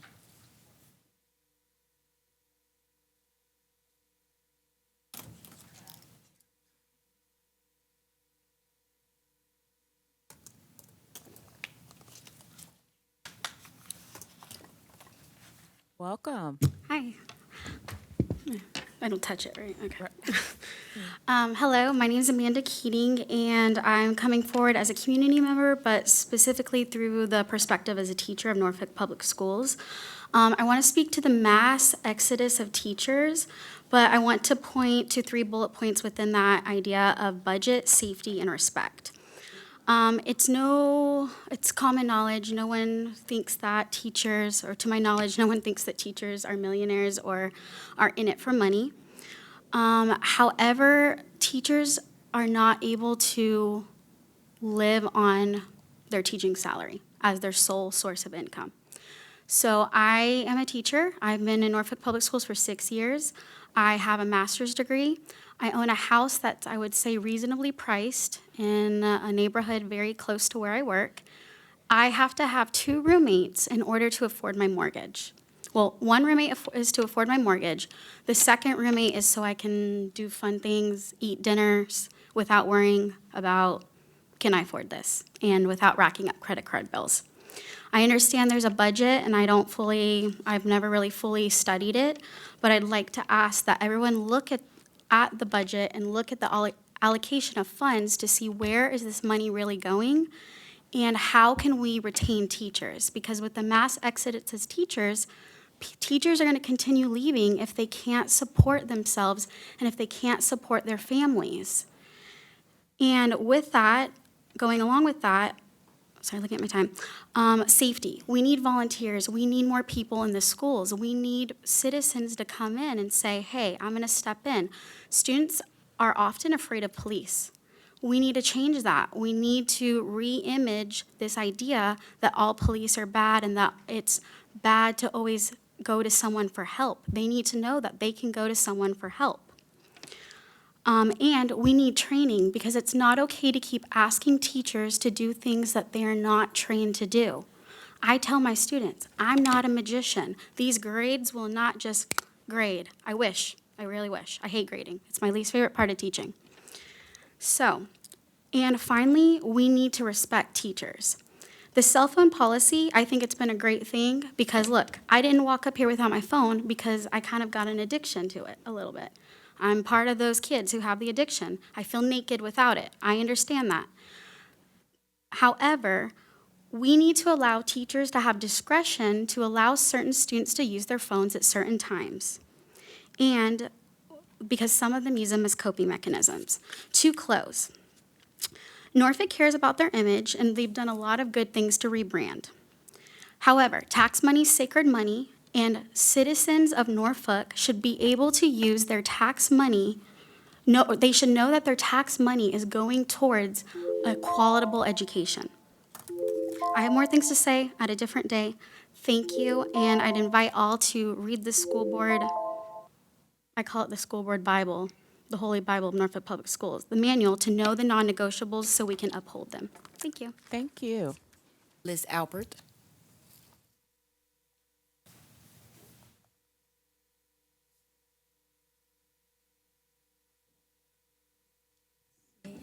Welcome again. Hello. I would like to urge the school board to prepare a capital improvement budget that is a true reflection of your needs.